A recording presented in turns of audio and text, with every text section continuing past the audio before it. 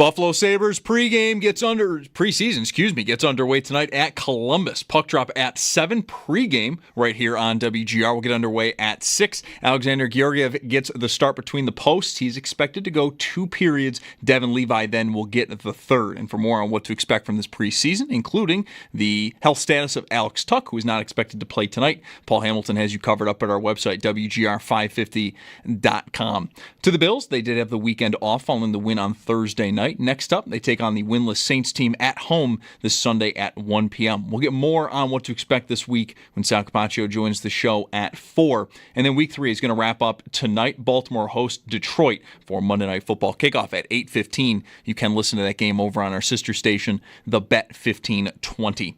3 players are out for Baltimore. Defensive tackle Nnamdi Madubuike, tight end Isaiah Likely, and fullback Patrick Ricard. Just 1 player's out for the Lions, Marcus Davenport.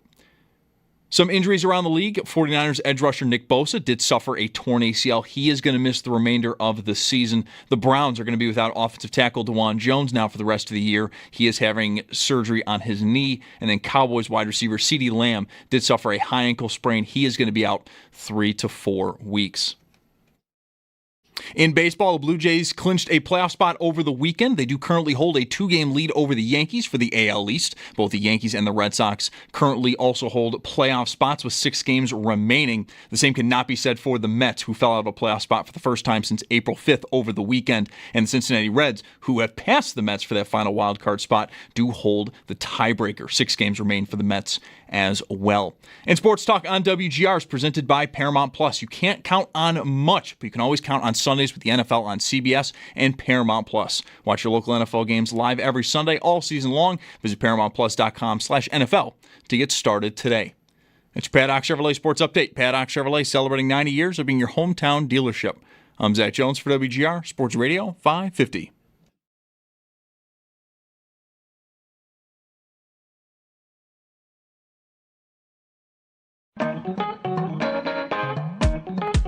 Mike Schopp and the Bulldog. Welcome to the Hotel Hell. Check-in time is now, check-out time is never. It's Mike Schopp. Does my room have cable? No. And the sheets are made of fire. Can I change rooms?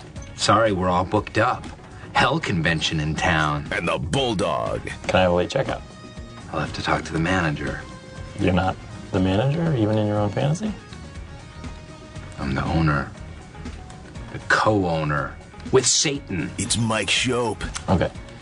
Just so I understand it, in your wildest fantasy, you are in hell, and you are co-running a bed and breakfast with the devil. And the Bulldog. Yeah, but I haven't told you my salary yet.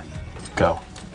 $80,000 a year. On WGR, Sports Radio 550. What's up? Thanks for being with us. Football Monday on WGR. No Bills game from the weekend to talk about, but lots of other games to talk about. And then tomorrow we'll have tonight's game to talk about. Detroit at Baltimore. How much Week 3 NFL did you get your hands on? I feel like a hearty, healthy amount. I really did not do anything other than focus on football yesterday afternoon into the evening. I did not stay with the Chief game. Was just it. I was tired. I'm old. It put me to sleep. I feel like that's reasonable. So I bailed out of that. But yeah, no, I mean, I had football on all day. I was out for a little while in the 1 o'clock window watching, and then went home for the second half of the 1 o'clock window.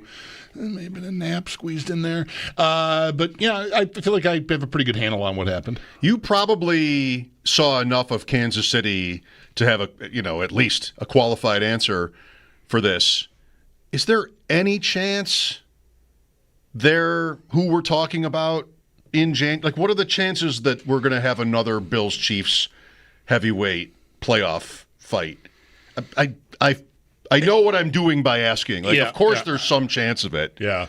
But not only do I think, Le Batard was on this today. They did a segment on just how done, at least Dan Le Batard seemed to think Andy Reid was with Kelsey, and they had another confrontation in this game. Mm-hmm. I thought there was a moment where Mahomes was done with Kelsey, too, where there was a miscommunication on a pass, and they didn't talk about it. I don't know, maybe I'm way off, but Mahomes is sort of like pointing as if to say, you're supposed to be here. And, I guess I'm looking for that with these guys. I'm sort of looking for that sort of boiled over frustration. But last night I thought I saw it, and they were just so incapable of doing anything. Tyquan Thornton is bailing out the Chiefs' offense. He had a great catch after an almost great catch, like right after that in that game. That's kind of all that they did. Well, I feel very much like if they were to stay in their current form, then I would almost want to rule it out, even though anything can happen and they still have Mahomes and Reed. I think Kelsey is acting like a person who's finished and hasn't come to grips with it yet. Yeah. Like he doesn't have it. He can't do what he's used to doing, and that is frustrating, and that's what's spilling over. That's a, from 1,000 miles away, that's a guess. But that can happen, and it happens to everyone, whether we're athletes or not. As we age, we get frustrated if we can't do the things we used to be capable of doing. I'm so sick of you saying that. At the pro football, pro athlete level, it would make sense that would even be, it's certainly going to be, the opportunity for it to be public is certainly there, and that it would be even more frustrating in part because of that. Like, everyone's watching me fall apart here. And that maybe there's embarrassment in there. I don't know. I don't want to get too far into his head.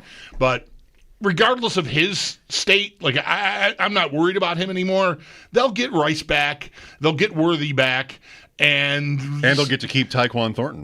Right. So let's see what that looks like by the time they get here. Both of those guys, I would think, unless something else happens to Worthy or right. I mean, anyone can get hurt, of course. But if nothing, happens to them between now and week 9, they'll be on the field against the Bills. So I still want to give them, if I'm going to give the Bills wiggle room for the defense to get better as guys come back from suspensions and young guys learn their way and hopefully improve as they go, then I got to give the Chiefs a little bit of room here because they're down pretty bad as far as weapons go. I'm going to get cocky about this, and I guess I'm out on a limb, but Rashee Rice is going to miss 6 games, and he's already missed most of last season. It seems like you're wishing for a lot if it's that he just sort of jumps back in and like everything's on time and now their offense is all good because Rashee Rice exists. I mean, he's going to run most of his stuff underneath anyway, and that could be big. Kelsey is not changing. Like there's a scenario, I suppose, where Rice frees up Kelsey or something like that, but I don't know. Like right now, who else do you really respect if you're playing against them? Maybe, you're making it hard on Kelsey because there's nothing else to worry about. Yeah, maybe. And Worthy, what even was Worthy? Like he came on at the end of the season, but now he's coming off an injury and one that looked pretty scary at the time, still young. The Bills really, I think, deserve a lot of credit. And it's not really fair for me to be the one to give it because I was never thinking this way. But what they grew to be as an offense was this physical run-first team that has Josh Allen. And he embodies that, and he fits into it perfectly. But if they need him, like the Baltimore game, to bail them out with his arm, he can. The Chiefs have gotten away with just almost no running game at all. They're dipping into Kareem Hunt year after year. It's like if the Bills went back to Frank Gore, the father. Right. Like just because, he knows the system. Imagine Sean McDermott rolling out on Wednesdays with Frank Gore is back. Well, he knows what we're about. What is Kareem Hunt doing in the NFL? Like you said it last week. Like he hasn't had good metrics in years. Right. But I guess he knows when to run when they say hike or something and doesn't fumble. Because in a league where that position has grown more interchangeable over time, someone who's at the level that Hunt is at should almost definitely be replaced by your name here, 23-year-old street free agent guy. Well, they've tried and they haven't. I mean, they went for CEH. That's a long time ago now, almost too long ago to matter.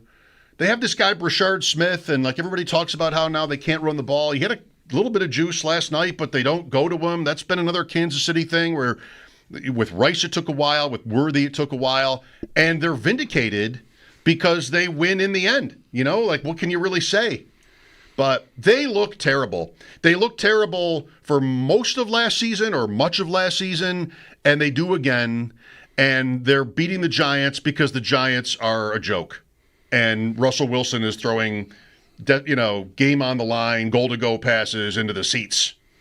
I mean, what is that? That was a pretty rough sequence there. I just like the end. I don't know. Maybe Kansas City can't do it. And if there is tension, well, that's not going to help. So the Bills they had Allen. They knew 5 years ago that he was a beast, an MVP caliber quarterback. Okay, we're good for the next decade. Now what? And they haven't won that big game. But what they've built is a team that, the last couple of games almost hasn't really needed him. Yeah, they have built a team, and they've built an offense especially that insulates him almost the way you would insulate a guy you don't trust. Right. Which game manager. Which is the opposite of what you've got, which, that can cut both ways. That can frustrate us at times, I think. Do more, put on a show for me. But, as long as you're winning and you can, break that glass if you need to when you need it, like you did in the fourth quarter of the Baltimore game. I'm not objecting, but they have built a beast here. You used that phrasing already, bully. I mean, what they are capable of doing with the 3 tight ends, Kansas City's never been like that. No, and they just have that's what won't happen there. Like if Rice and Worthy come back and presumes they stay healthy and the timing is fine and they can sort of trudge along. I mean, they're 2 games back and they've lost to the first place team so far. It's week 4 now. They have the Ravens this week. Like, they're in a hole already, and they've not lived that life yet. So they can trudge along and, be either the Chargers fall apart or they get hot enough, their defense is good enough, they get to, 11-6 or something like that. That's probably not impossible for Kansas City. I don't know if better is possible, but they could do that. Maybe that's good enough to win. Yeah. Maybe it's good enough to get in. It's definitely going to be good enough to get in, and then you have to play them. What are we prepared to do? I don't know their schedule nor the Chargers' schedule well enough sitting here right now to know the answer to this. But what do we do when the Chiefs are maybe around 500 and they play the Chargers and we sort of need the Chargers to lose? Like that's going to be a weird one when we get to that. And we've already got one, obviously the opening week, second game of the year on that Friday night was that. And we got it. Now it might turn around to the point where when they play again, we're rooting for Kansas City. Listen, you play along at home. Like, what does this look like? They're 1-2. Ravens this week at Kansas City. Ravens will be favored on the road, I think, almost, unless there's a bad injury tonight, almost no matter what tonight is. I think they're a small favorite there, but who knows? At Jacksonville following Monday night, okay. Lions, also playing tonight, by the way. Raiders, Washington, Bills is Kansas City's next 6. 4-2 is probably pretty good. That's 5-4. At Denver, Colts. At Dallas on Thanksgiving, Houston, Chargers.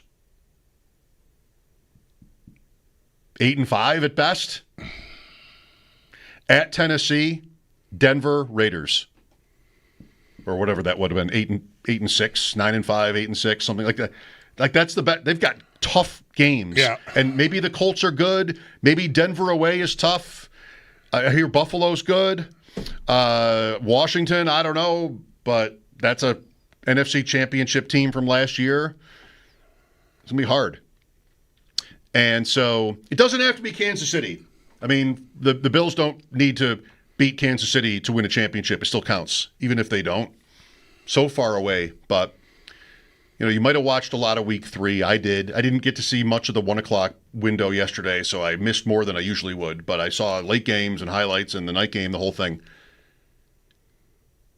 In 2007, if anybody out there was with us then, we were actually still here then.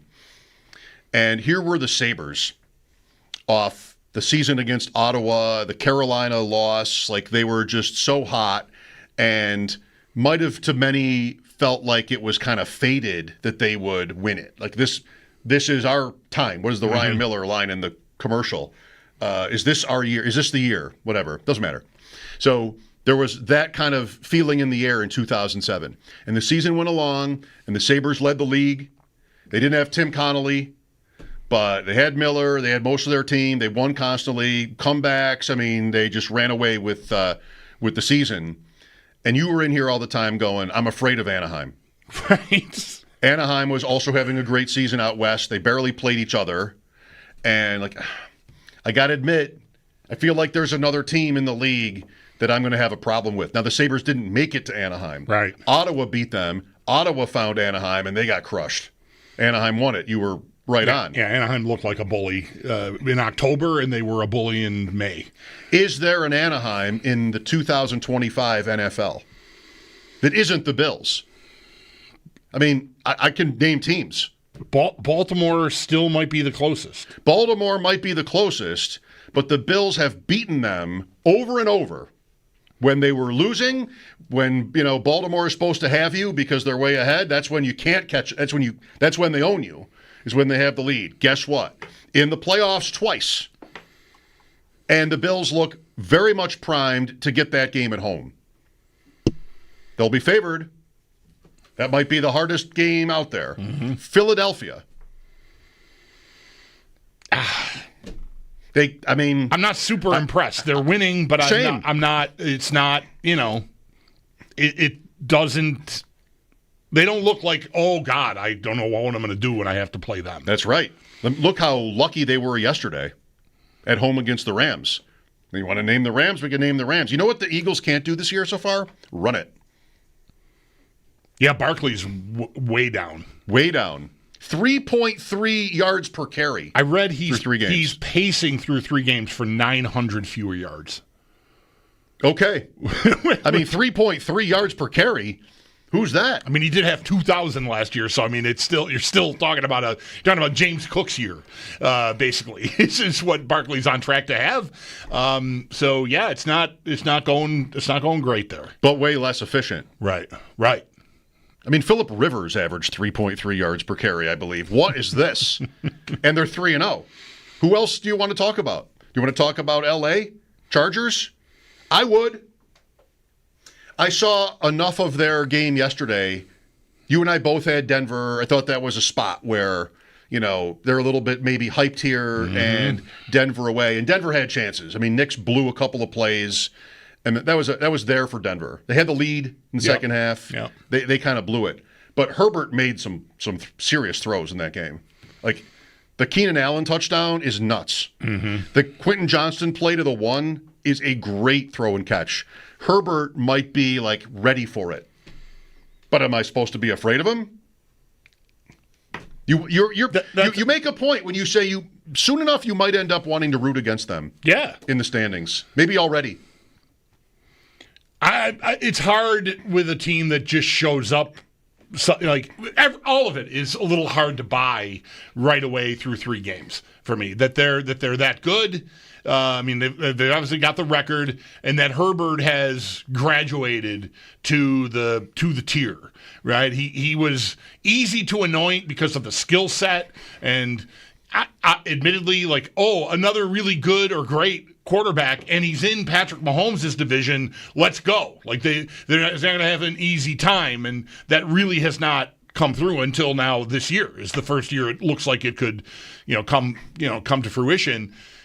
But it's still so early. I don't know that I want to believe that they're really that level and that he is really that level. But the weeks go by and it's harder and harder to refute. He right from the start this year, just moving around more and throws that are just they're sort of unleashing him more so than maybe ever. Because even before Harbaugh and Greg Roman and their whole style, the way they're perceived as being these run first guys, even before they got there, it was like passes to the running backs and swing stuff. Like Herbert was not being even given the opportunity to show that he could cut it with the top tier guys. Now it feels like he is.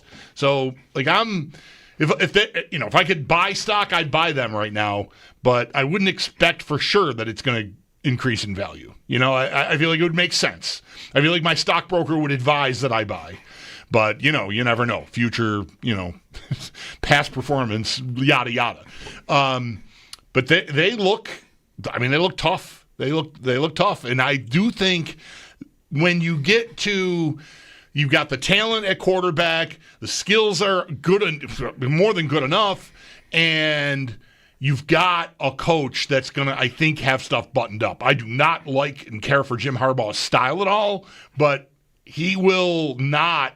It's not a team that I expect to beat themselves a lot. Has he ever coached a losing team in his life? Maybe not. Last year, even they made the playoffs.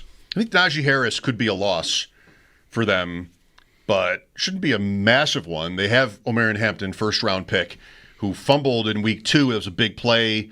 They got away with it, beat the Raiders, and then I think they were going with Harris yesterday until he tore his Achilles, and then Hampton went in and did well. So maybe they had a running back. Maybe it doesn't matter at all. Indianapolis is the other one in the AFC. One punt. I still didn't find out when in the game it happened. I asked the guys on ship chasing yesterday, and they didn't exactly tell me. So I forgot again to look that up. But if they were way ahead, they probably should have just gone for it, kept the streak alive. Right. They also don't have a turnover like the Bills in 3 weeks, so they're making history with how few of their drives have ended, none in turnovers, one in a punt through 3 games. They won by 3 touchdowns. Punting on their second possession of the second quarter following a Tennessee field goal up, so they're up 17-6, and they punted. Oh, come on. Fourth and what? 3 and out. Hang on, let me see. I will get the details. I mean, go for it. In more ways than one. 4th and 5. At their own 45. Oh, no. Well, I'm sticking with that take then. They're getting harder to deny. Every week, this is how we do it. Like team you think stinks that has sort of mostly a punchline for quarterback blows out Miami week 1. Oh my God, Miami. Wow. They're terrible. Okay, week 2. All right, another getting no punts. Stats look really good. I don't know. I can't believe this. No, let me even bet on Tennessee because I'm so smart. There's no way, and all the 41-20. I mean, this game was completely out of hand. Despite the punt. Despite the punt. Yes. They overcame the first punt of the year. You know what else? It already kind of looks like their division. Yeah, Houston looks terrible. Dead. Jacksonville can't score. Doesn't scare me. Jacksonville looks just as bad. Like, Colts could run away with that division. Anybody else? Do not adjust your sets. Wow, I know. 3 games, I know. Right. Anybody else? Bengals? Forget it. Forget it. Completely dead, right? Yes. Or one bad day. 2-1. Bengals at Denver this week. Steelers are 2-1. Steelers are 2-1. Denver is 1-2. Right. Hosting Cincinnati, they'll be favored there. NFC, Niners are 3-0 with the easiest schedule of all time. That division's good top to bottom so far. Green Bay loses to Cleveland. Lions tonight. Bears. Not Dallas. Who's Anaheim? Who is Anaheim? Is there an Anaheim? 803-0550. Love to talk specifically about the Chiefs, too. I mean, at your own peril, do you write them off? But I'm so ready. So tempted. You know they can't be good forever. They just don't seem to have answers on offense. They had the whole offseason to get somewhere offensively, and your take was a popular one. Can't you just see Mahomes flipping the switch this year and they just sort of go off? They've got the opposite has happened. They've got left tackle filled in, and the rest will all just sort of happen. And right, it's not. But it's not at all. Like, they can't score. Again, 803-0550 for your calls. Football Monday on WGR. We'll talk to Sal at 4. We won't be able to connect with Eric Wood today. He is unavailable. We will have the Sabres tonight. That's right. First preseason game coming up, pregame at 6, Buffalo at Columbus. Football Monday is brought to you by Northwest Bank. For what's next, get started at northwest.com. Mike Schopp and the Bulldog will look for your calls right after this break here on WGR.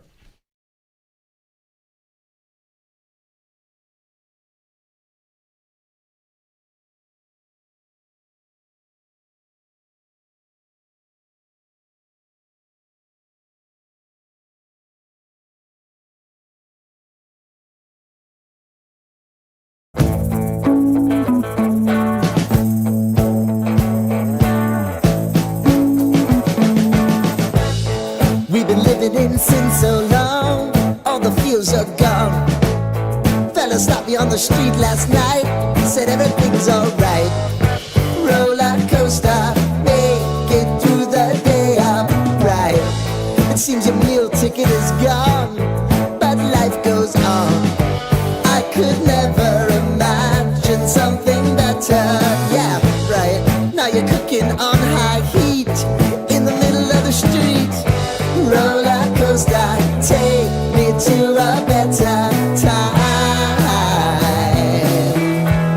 Let's go! All sing your high line with the roller coaster of life. Yeah. It's time to all choose your timeline on the roller coaster of life.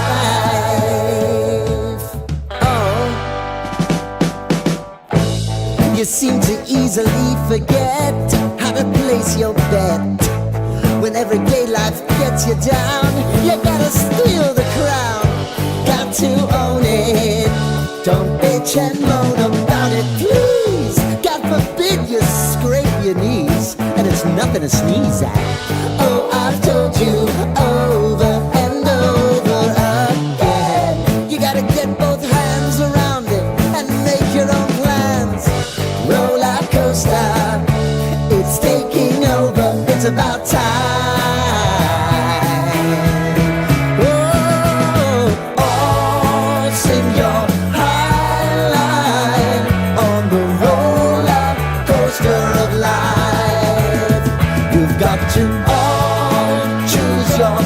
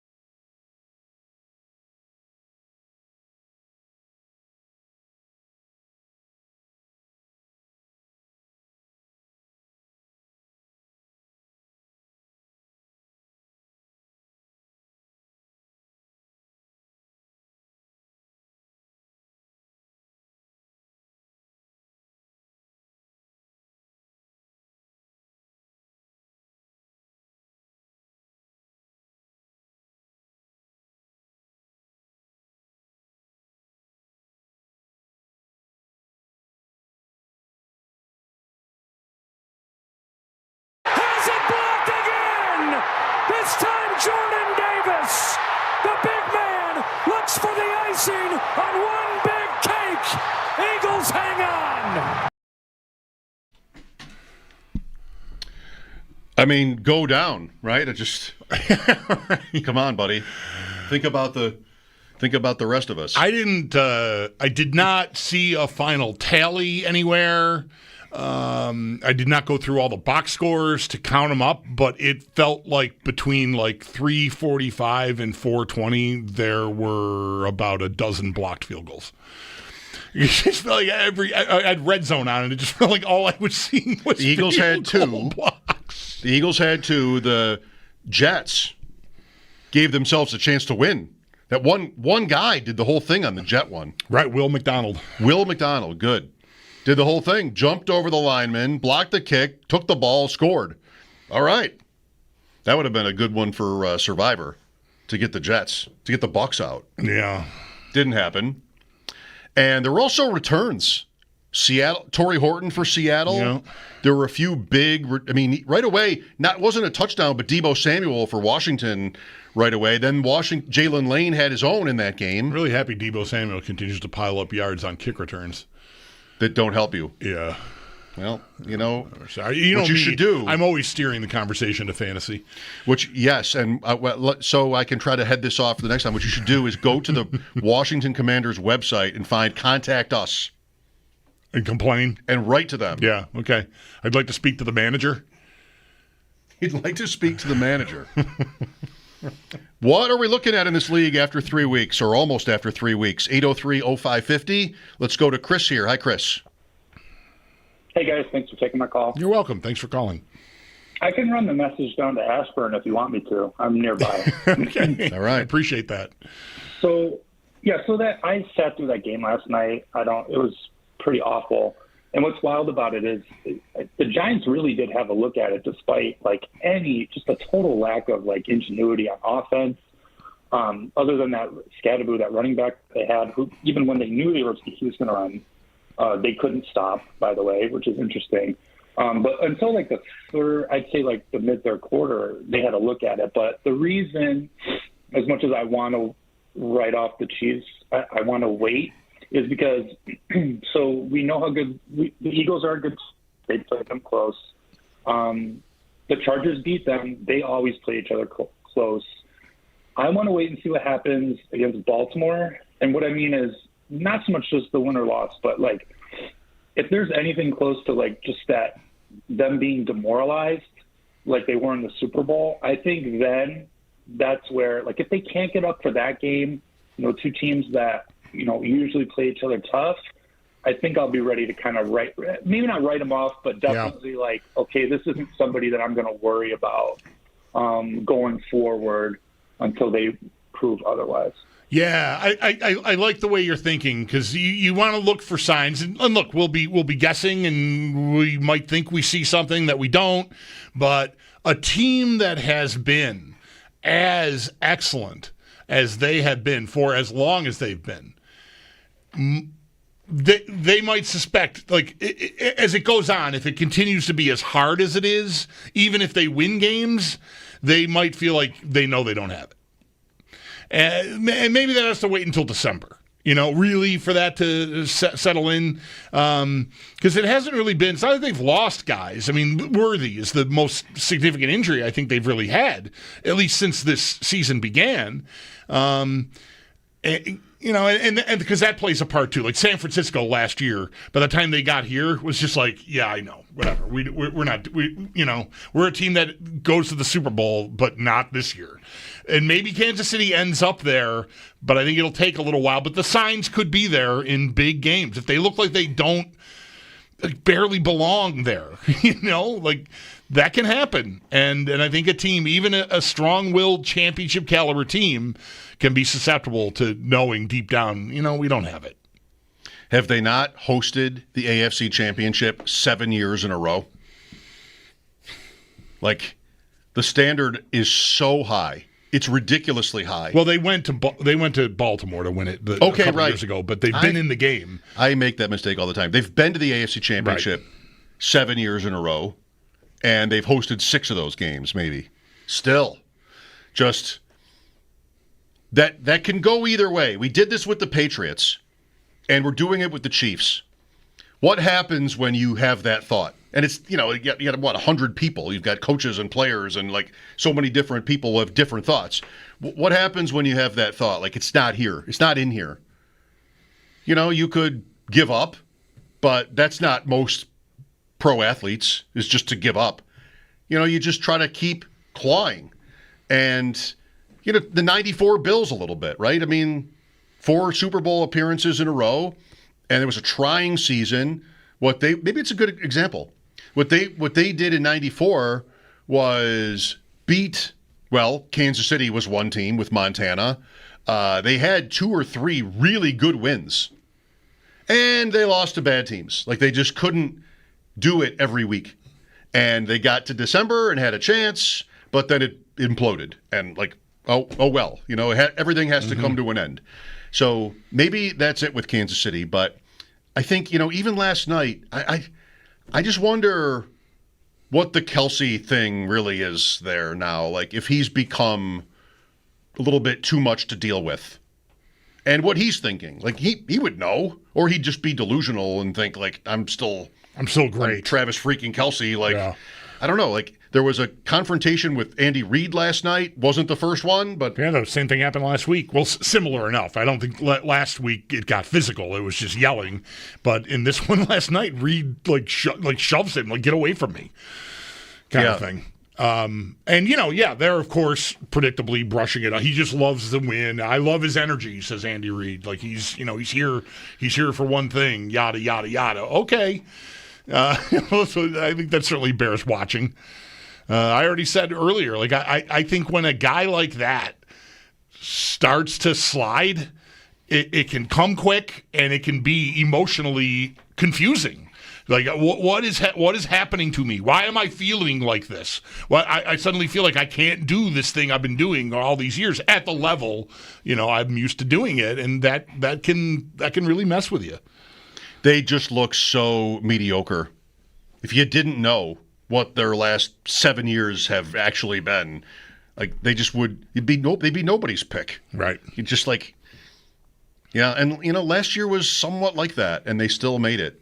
Here's Sean next. Hi, Sean. Hey, guys. Good afternoon. I am not falling for the trap. I'm not falling for the trap at all. The Ducks are the Chiefs. The Chiefs are the Ducks. Until further notice, we do this every year the past few years. Oh, look at them. They look vulnerable. They're winning one score. They're winning, 2-point, 3-point games. They're winning in fluky ways, this, that, and the other, until we see them in the playoffs, and they absolutely run roughshod all over this Swiss cheese D that we tend to have against them. They're going to get Worthy back to health, I'd imagine. They're going to get Rashee Rice back, who is their number one receiver, and basically probably takes their offense to another level. Wouldn't be shocked at all if they traded for Tyreek Hill also. And now all of a sudden, you're looking at a juggernaut again on offense with the best defensive coordinator in the game. I cannot say that they are not the foe. I mean, Baltimore we match up horrendously with, but we get them. We punch them in the mouth when the push, when basically the bell rings. I guess we get that final haymaker on them, and we're able to somehow pull away with the W against Baltimore, even though it's not a good matchup. But Kansas City, they still deserve that title. I mean, until it's proven otherwise, I think if they even got in as a 7 seed and we're the 2 seed, I'd be nervous as hell that was the first game of the playoff slot. I would be, even though it's in Buffalo, particularly with the wide receiving core that would have, Rashee Rice, Worthy, et cetera, and Spagnuolo. So yep. My vote, I'm not shaking. I'm not budging off of that. That's the Chiefs are the Ducks. That is perfectly reasonable. What's the line this week if that's the game? If the Chiefs are here in week 4, 4.5. Yeah, it's not more than 6. Between 4.5, 5, and somewhere in that range. See the line for New Orleans?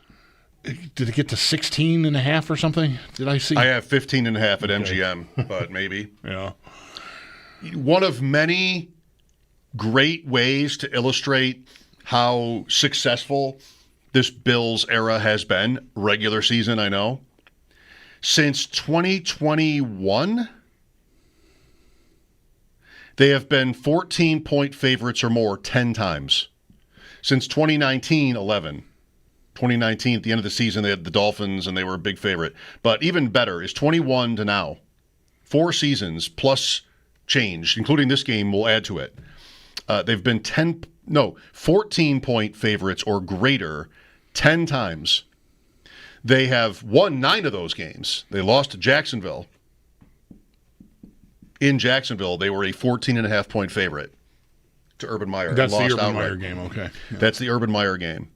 And they failed to cover 5 of the 10, including that one, including their last 3.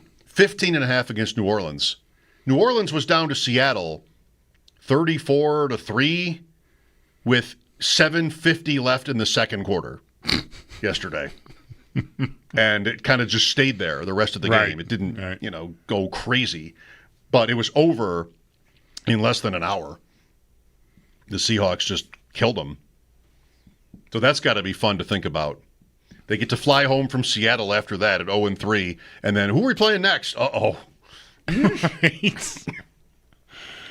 I'm not sure what to say yet about this. I mean, the caller's point is I'm not writing off the Chiefs, and I'm sort of nodding, because that's fine.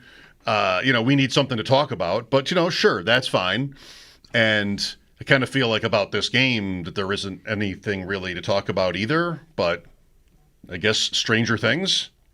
It feels like a week where only bad things can happen.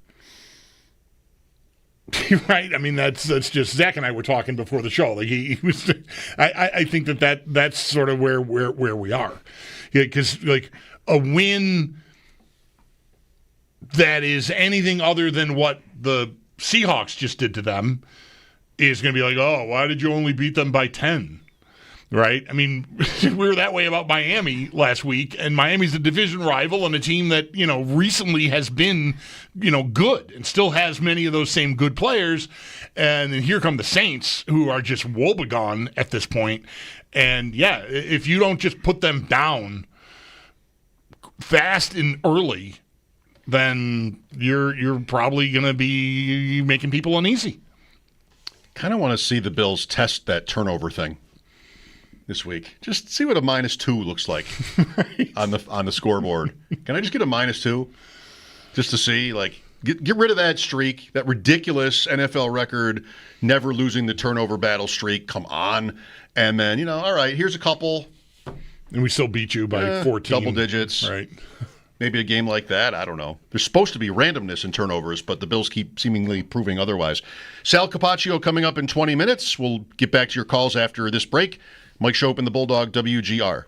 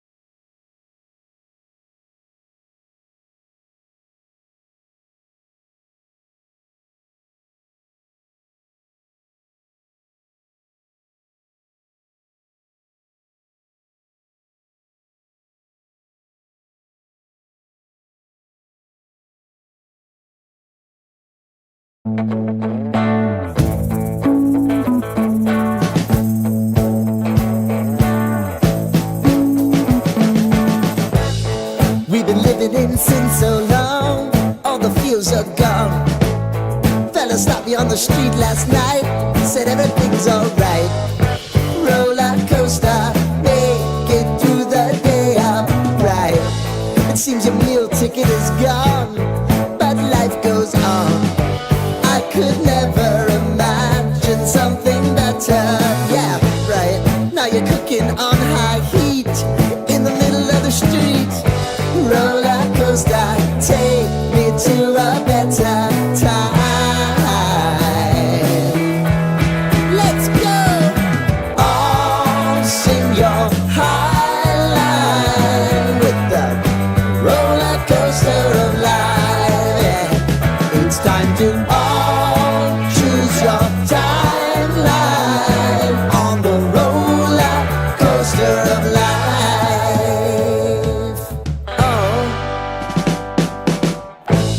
You seem to easily forget how to place your bet. When everyday life gets you down, you gotta steal the crown. Got to own it. Don't bitch and moan about it, please. God forbid you scrape your knees, and it's nothing to sneeze at. Oh, I've told you over and over again. You gotta get both hands around it and make your own plans. Roller coaster, it's taking over. It's about time.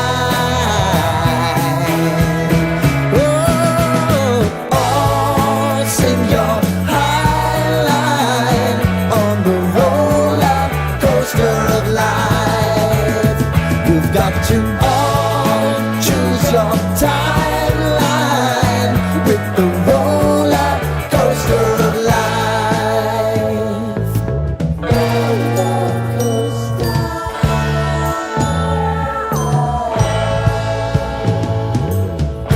I want to go down the rabbit hole, down the rabbit hole of life.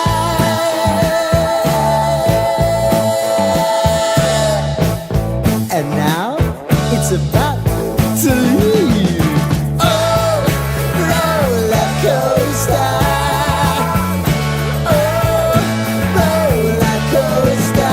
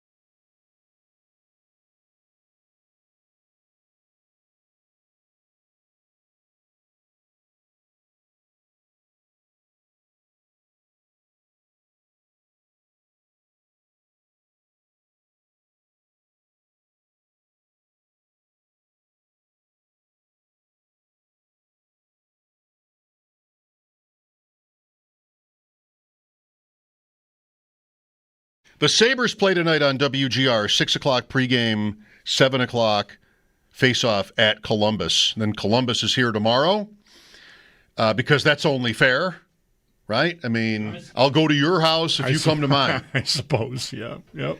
It's the preseason. Let's make it fair. Detroit, at Detroit, Thursday. That's the first 3 of, I think, 6 Sabres preseason games, and they start, 2.5 weeks from now. Mike Schopp and the Bulldog here. Sal Kapacio joins us at 4. It's the final week of the baseball season. Oh, so much is happening. Last week of regular season baseball, first week of curling. Grand Slam of curling starts tomorrow in London. And the Ryder Cup. Put them in any order you please, but all great things. This is that time of year in sports. Everything's happening. Sabres are starting. NBA is going to start. College football, NFL. I guess I would rank Ryder Cup 1, end of the baseball season 2, curling beginning 412. 8, yeah. Somewhere Good one, there, yeah. somewhere in there. Hello! I did not realize that the Detroit Tigers had fallen apart to the extent that they have. Yes. I guess I'm focused on the Red Sox, and that race has been compelling enough. Anyway, Toronto's They could still miss out here, winning the division. I mean, but they're looking to be in great shape. But I've been focused on Red Sox, Yankees, Blue Jays a little. Last I knew, I thought the Tigers were great, and maybe they still are great, but they are limping to the finish. I mean, they had, was it a 15-game lead on Cleveland? Maybe. Double digits. So it's they still now have, it's one. They still have the lead, right? But it's really tight, and they play this week right? In Cleveland. Toronto's got the Red Sox coming in for 3, and then the Red Sox close with Detroit at home in Boston. I believe is what I saw. And Boston's playing for something. Yep, they're a game up. The Yankees are live. The Yankees are 2 back of the Jays, and they have 3 with the White Sox and then the Orioles all at home. The Jays are also at home. Boston and Tampa this week. That's tougher. Really, we're burying the lead here because my Reds are now minus 140 to make it. They have caught the Mets. And even though they're only tied, they are the favorite of the 2 teams. The Reds might also have home games only. Pirates. And they have something head-to-head. Whether is that the season series? I've read that they have a tiebreaker on the Mets. That's what the Jays have that on the Yankees. That's the season series. Yep. So because you can't have all these playoffs, these one-game playoffs, the season's long enough. I didn't know that about the Reds, but good. Maybe that's why they win on ties, and the Jays would win on ties on the Yankees in the AL East. So the Yankees have to make up 3 in 6. Not easy. Detroit, Cleveland, really good. Houston, Seattle, really good. Cal, Raleigh, 58 home runs. A look at 60. No one will see it. That's right. Seattle. We'll read about it in the morning. We'll read about it if we even read about it. Right. Yep. So, my Reds, it means... My Reds. My Reds, because now they're my Reds. I have a World Series ticket or something. Some sort of... Not just even maybe it's make the playoffs. I think it's better than that, though, which makes it more likely to lose. Because there's other stuff paired with it. I don't do any parlays. Oh, okay, but sorry. If they could make the playoffs with a week to go, they're actually a slight favorite to do so. Are they going to beat the Dodgers? Oh, yeah, right. Or the Phillies? No, they're not going to do that. That's a whole other thing. They're probably not going to do that. I'll look. I don't even remember anymore. I just know the Reds have been. They were my bet. Well, long time ago. I do have a stake in the Mets winning the World Series. Okay, well, but like a moron that. Well, I mean, like that bet would be bad enough on its own with how the back end of the season is gone for the Mets. When I made it, they were maybe the best team in baseball, but it's paired with 3 other championships. Probably wasn't going to win anyways. Is that the one we've talked about? Yeah, I had earlier in the year. I had Oklahoma City, Dallas, the Mets, and the Bills. Dallas Stars. And then once hockey and basketball ended, yay, congrats, I got Oklahoma City right. But, whatever, the parlay died as soon as Dallas didn't even make it to the final. So I redid it with the Mets, the Mets, the Bills, Vegas in hockey, and Oklahoma City to repeat. Oklahoma City has a pro sports team? Yes, sir. They won I have to the NBA always title. be reminded of that. Yep. Who am I to say that? I know, but Oklahoma City, what? Okay, so you're back on the horse. Yeah, I guess. Let's go Mets, I guess. I'm not with you on this. Sal, next. Talk about Week 3 in the NFL. The Bills and the Saints, Sunday at 1. At least we got that. Sunday at 1. That'll be fun. Bills a 2-touchdown plus favorite in the game. Sal Kapacio after sports here on WGR.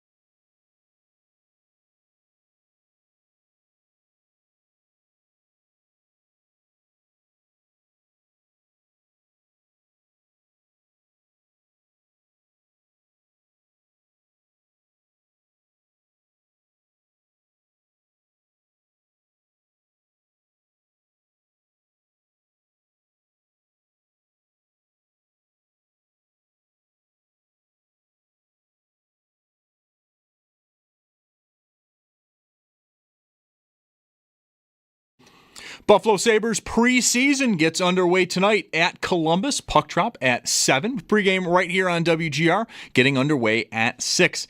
Alexander Georgiev gets the start between the post. He's expected to go 2 periods, while Devin Levi will get the third. For more on what to expect from this season, or this preseason, Paul Hamilton has you covered up at our website, WGR550.com. For the Bills, they head off this weekend following their win on Thursday night. And now, next up, they're going to take on the winless Saints team at home this Sunday at 1. We'll get more on what to expect for this week. Sal Kapacio will join the show next. And then week 3 is going to wrap up tonight with Baltimore hosting Detroit. Kickoff at 8:15. You can listen to that game over on our sister station, The Bet 1520. And then some injury notes. 3 players are out for Baltimore. Defensive tackle Nnamdi Madubuike, defensive tackle Isaiah Likely, and fullback Patrick Ricard. And then just 1 player is out for the Lions, edge rusher Marcus Davenport. 49ers edge Nick Bosa, he suffered a torn ACL. He's going to miss the remainder of the season. Browns offensive tackle DeJuan Jones is out for the season as well. He is also dealing with a knee injury. And then Cowboys wide receiver CeeDee Lamb suffered a high ankle sprain. He is going to be out 3 to 4 weeks. That's Paddock Chevrolet Sports Update. Paddock Chevrolet celebrating 90 years of being your hometown dealership. I'm Zach Jones for WGR Sports Radio 550.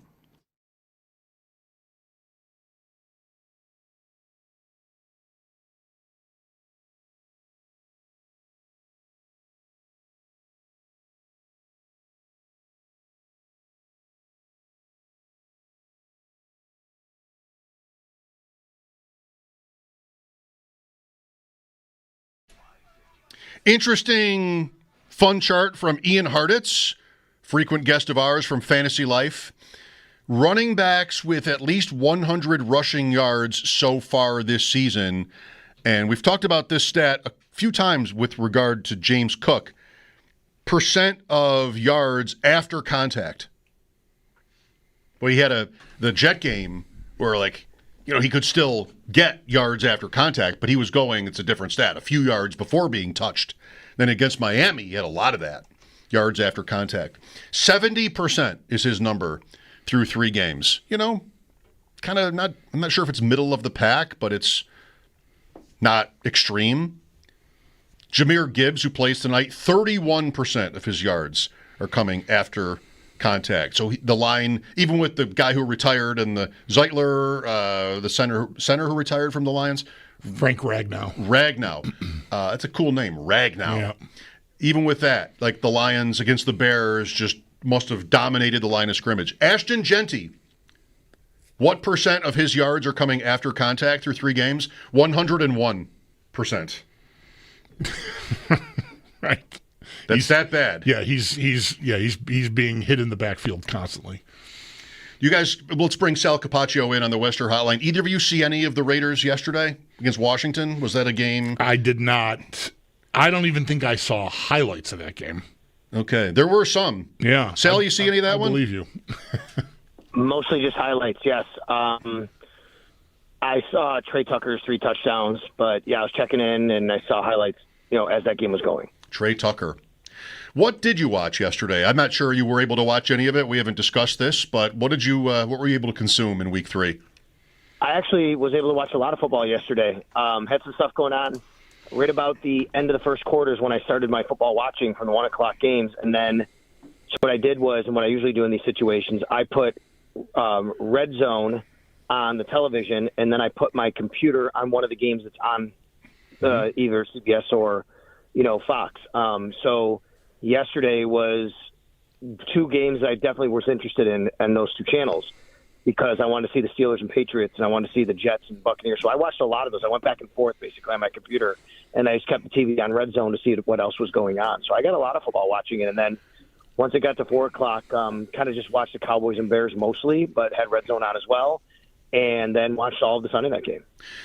Did New England, was it criminal that New England lost? I mean, they had five turnovers. 2 of them, is there an interception in the end zone and a fumble as I think Stevenson was about to break the plane and score. Yeah. Should they have won, Sal? Yeah, I think they should have won, but I don't think they just dominated the game otherwise. They still, I still, if I'm a Patriots observer, fan, media member, I'm thinking I don't know what they have outside of Hunter Henry because they're not really their skill position players aren't, like really anything to be worried about or threatening. Hunter Henry is a guy that Drake May looks to a lot. And honestly, I still like Drake May. I think he had a nice completion percentage yesterday. But he hasn't risen maybe to a level of what I would have thought maybe by the third game of this year. They're making a lot of mistakes. And a Mike Vrabel coach team coming from a Bill Belichick, coach team, and I know it's Gerard Mayo in between, they're making too many mistakes for my liking, I'll say that. And, the Steelers did a nice job. I saw a quote, Cam Hayward, there was a quote from him, said something about, he was asked, did you know that, Stevenson would put the ball on the ground when you're targeting? Yep. He said, well, we know that's something they do. Their group, that's what they do. And that's not good for a team to say that. Yeah, I even saw him say we were very aware of when he was in the game. Yeah, that's right. That's right. So I just think it's something that that's what, when you're not quite, detailed and buttoned up, though, those things happen to you like happened to them yesterday. I was optimistic for the Patriots because of their schedule largely. But now they've already lost home games to the Raiders and the Steelers. Mm-hmm. They escaped Miami. And those two conference home losses will not be pretty when it gets late, if they're even in it. I mean, that's going to be hard to, perhaps, hard to overcome. Plus, Sal, those could also be head-to-head losses that hurt, the Raiders and the Steelers, two other teams that are, reasonable candidates for the 6 and 7 seeds, thereabouts. Yeah, I don't know about the Raiders. I think they're just buried in a division where everybody's better than them right now. But sure, I mean, they could come up with a couple wins. They had some nice offensive production early in the season a little bit. So I'm not going to factor them in as much as you would there. But I would say the Steelers are who the Steelers are every year, it looks like, right? They're going to be a team that's going to finish around 500, probably make enough plays and win a couple of games enough to, sneak into the playoffs. And to be honest with you, because of the injury to Burrow, and because the Browns just have no offense, but they can play some defense, obviously, it just looks like they'll probably finish second in their division to the Ravens, and then, we'll see. But they are not a really good offense either, to be quite honest with you. I did the podcast with Matt Bove, and Matt, his quote was, "That is not an NFL offense." So I tweeted that out just actually a little while ago because I thought it was interesting. And, yeah, they have some issues as well. Pittsburgh. Well, the big one is Kansas City here last night, and they get the win at the Giants, but it still looks very strained, pained even, their offense. And you might even have some, internal strife going on. They give you that impression, but it's also happened in the past, and, who cares? Because Kansas City has tended to figure it out. What is your thought on the Chiefs if you got to see them last night through 3 games? They're not scoring.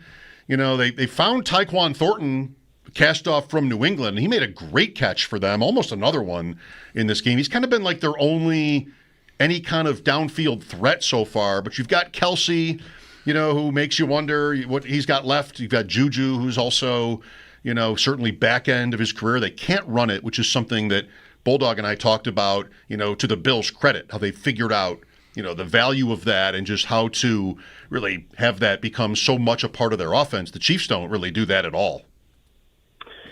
First of all, I want to say, after what we just said about the Patriots, wow, Tyquan Thornton, you think he couldn't help the Patriots right now? Right. Second round pick. Yeah, you're in New England. You're like, what did they just do? There's a guy that the Patriots, Patrick Mahomes, the Chiefs, that he's relying on to bail him out and go down the field and make these plays. That's a guy that could have helped the Patriots maybe. I think that's exactly what they need, and they moved on from him. Anyway, so that being said, look, I don't really think it's much different than last year, guys, to be quite honest with you. They weren't that good last year on offense. They scored some points. They're a little better. They were better than they were now. And remember last year, they couldn't get to 30 points ever any week. And then suddenly they did, of course, against the Bills. I totally get that. But, this is just kind of what they look like, and maybe even a little bit worse because of some of the injuries and relying on guys who aren't on the field right now, who they were planning on being on the field, like Xavier Worthy and, of course, Rashee Rice, who they probably knew was going to miss some time. I think it'll get better when those guys come back, but that's not – I think you have to be very careful about, and these guys come back, it'll fix everything. That's not just the way it works in the National Football League, right? I mean, you're right about being able to run the ball. They haven't been able to do that.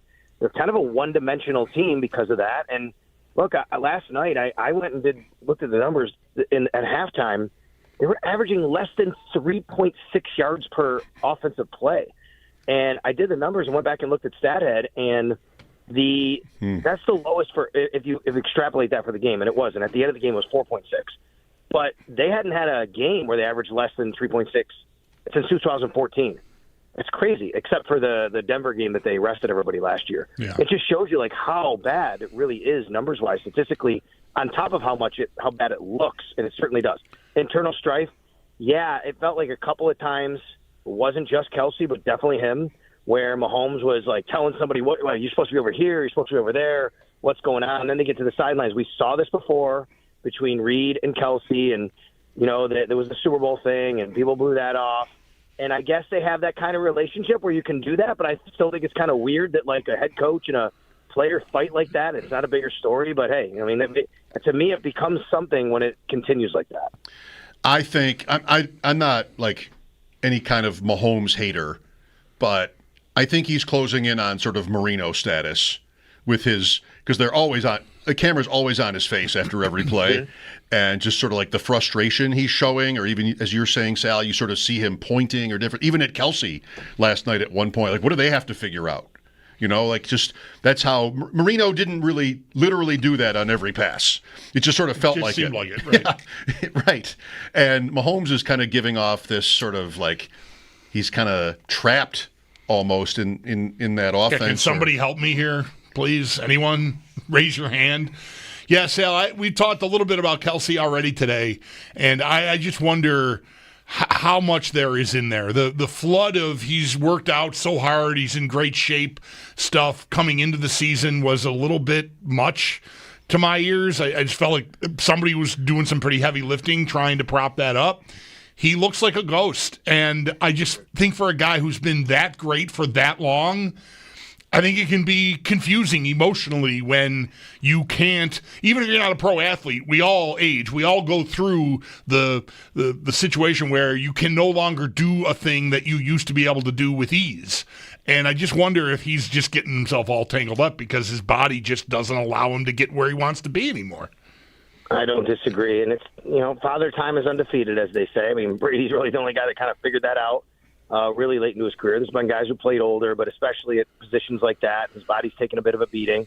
And yeah, I think you're right, Bulldog. It feels like this is just kind of hanging on territory right now, where he might be good for a couple of nice third down conversions every game and a touchdown or so, but every once in a while. But this is not a guy that you can rely on to be a down in, down out matchup problem at tight end, and that's what he was for a lot of his career. And how is the team kind of built, without that? I mean, Noah Gray is a guy they've been relying on a little bit more, no doubt. So yeah, that feels like that with Kelsey. And look, I think the other problem with the Chiefs here is they're in a better division now, right? I mean, over the last few years, when these kinds of things have happened with Kansas City, while you might hope and think that the Raiders, who could get them once in a while, or the Chargers, who could get them once in a while, or even Denver, at the end of the day, they weren't really any threats. That's different now. The Chargers are a good team, and they've already beaten them once. And I think the Broncos still have a very good defense. I don't think they were playing as good of offense, and Bo Nix hasn't been as good as I thought, coming in how they would be. And then, the Raiders can bite you every once in a while. So I think that's also a really big difference with the Chiefs right now. Talking out Week 3 in the NFL with Sal Kapacio on the Wester Hotline. Mike Schopp and the Bulldog here. Well, I want to get to the Chargers with you, Sal, but next week it is Baltimore at Kansas City. Baltimore 1-1 playing tonight at the Chiefs, who are 1-2. I feel like this week we'll be talking about with fans who people want to have win that game. You can't bury anybody in Week 4, but if Kansas City loses a home game, in conference to the Ravens, that's one thing. Of course, the Bills with one seed on the brain, maybe you'd want to separate from the Ravens a little more if, maybe Baltimore wins tonight, and then if they were to win in Kansas City, they'd be 3-1. Bills likely 4-0, and you're racing with them. Any thoughts on that? Yeah, I have an opinion on that, and you just kind of said it. To me, it depends on tonight. I think if the Ravens win tonight, I think you want the Chiefs to beat them next week, because right now I don't think the Chiefs are winning the division. So they're not. What it could set up in a scenario could be like literally the Bills could get the 1 seed or the 2 seed and play Kansas City their first round. Right. That would be kind of crazy and stuff. But, considering all the scar tissue in there and the matchups. But, I do think that if you're talking about the 1 seed, you're talking about burying teams, feeling comfortable where you are, I think if the Ravens win tonight, I think you want the Chiefs to beat them next week. If the Ravens lose tonight, then beat the Chiefs next week. I think at the end of the day, what you want is both teams have 2 losses here over the next 6 days. I can't wait until we get further into the season and we got to figure out whether we want Kansas City to beat the Chargers. Yes, I know. Way things are going so far with them, right? Would you take? Let me ask you this. I asked Bove this today on the pod. I'll ask your opinions on this. Okay, would you take right now? Would you sign up for the Bills being the 1 seed if it meant Kansas City the 7 and Baltimore either the 3 or 4? So in that scenario, Kansas City wins a game, your first game is against them. You're coming to Buffalo in week 2. And if you win that, you're probably playing Baltimore in the championship game. I'd have to say yes. What's the alternative? Like Kansas City misses, or, Baltimore as a road team presents the same sort of dangerousness. Yep. So I think I would have to say yes to that. But, it's as hard as it could possibly be, probably. What's better that's realistic? You're not going to play Cleveland, and maybe you are. I don't know. It's too early. I think it's realistic to think that, I don't know, a Jacksonville or a Houston. I think these teams aren't starting off great like Houston, but you pick your team. I think it's realistic that another team could be the 7 seed besides Kansas City. Oh, sure, but do they win that first game? Does it even matter? Is really the Kansas City point is that they would win the game right against whoever has the second best record in the conference. Yeah, usually as the 1 seed, you'd be pulling for that. Get me the week. Right. Give me the team that's playing at 3:30 on Saturday to come here in the divisional round. That's the what you want. But if that's Kansas City, then all of a sudden it's a little like the Bengals were last year. They didn't get in, but they were chasing the 7, and we had a pretty good inkling the Bills would be the 2. And do we really want that smoke here in the divisional round? No, we thanks. Did not. No, most of us did not. No, I would also say this. I think that. Boy, you want the 1 seed, right? That's the goal. The 1 seed, to me, the 1 seed, the real reason, the biggest reason it's important is to have the first week off. It's not because of home field. Yes, it matters. 100% right? agree. Yeah. But yeah, the Bills have been banged up in that first game. In the game against Pittsburgh a few years ago, they lost a lot of guys, and that hurt them the next week against Kansas City when they had AJ Klein running around trying to guard Travis Kelsey, and they still had a chance to win at the end of the game. They were so depleted in that game. Even last year, they get banged up a little bit because they played 2 games in a row, not just the Denver game, but. I would say, though, that's the number one thing. But if you're going to get the 2, which is very, also right in the window, the Chargers as the 1, Buffalo goes to L.A., turf field, Josh Allen, the fan base shows up. I don't know. That's a winnable game for the Bills, right? Yeah. Would you take that? AFC Championship Buffalo at the Chargers. Would you take that right now? I think so, yeah. I would. I would. Sal Kapacio with us for a few more minutes. Chargers for real, Sal? Herbert is making some spectacular plays. This is another close win. I think a good win. Good enough. It's interesting how Quentin Johnston so far this year is a thing. He was mocked as a rookie a little here and there last year. Kind of felt like maybe he was right on the cusp of the bust zone. But this year he's making big plays for them. Keenan Allen probably will get hurt. But so far, he's making plays. He matters. McConkey is mattering the least by the stats of the first 3 weeks. But I thought there were some moments yesterday for Herbert, who's been a guy that has always gotten credit for his talent. But, can he really, sort of come up big? And so far this year, I think he has. Yeah, there have been some moments. He's looked good. Or can they be for real? Yes, I think because they're well coached. But I think he was less than 60% yesterday still, Justin Herbert. I think his overall percentage was not that good. And I'm not banging on him because I think he made some good plays and he's still a really talented quarterback. But I think part of that is because guys, he was also kind of back there moving around, having to make plays on the run. Their offensive line is really beat up. And that's kind of been a bit of a story for the Chargers over the last few years. They lost another lineman yesterday for a little while, and I don't know, what situation is there, but their offensive line is banged up. Now they're without Najee Harris. Their defense is good. It really is good. I don't know if they're this elite playmaking type of defense, but they keep you down. They can. I think they're going to have to win a lot of lower scoring games. Do they have the ability to score high? Sure, because of Herbert and some of the guys they have. But I think generally it's a team that's going to play some lower scoring, closer games. And what are you prepared to do with the Colts at this point, Sal? They're 3-0. They finally punted yesterday. It's getting harder to deny that Daniel Jones is this year's Sam Darnold in Minnesota last year, or Geno when he first got to Seattle. It's going really well. If they go to LA and win next week against the Rams, then I will take them a lot more serious. Right now, though, I'm thinking that's not going to happen. I want to see it, in a little bit different environment like that, against a defense like that, with a pass rush and some of the guys, the dudes they have on that side of the ball, like that against the Rams. So let's see that, and if it happens, then I'm very much taking them seriously.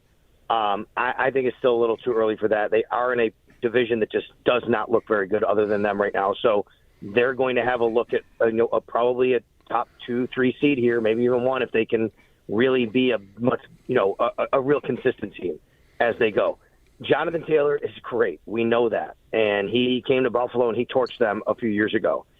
Again, I'll go back to, if it's Bills at Colts, let's say AFC Championship, I think you take that, right? I mean, Daniel Jones. By the way, on him, saw a real interesting tweet this morning when I got up, said that, Brian Dable shouldn't worry about his job because the Giants, how they've looked. Maybe he should worry about his job because of how good Daniel Jones has looked outside of him.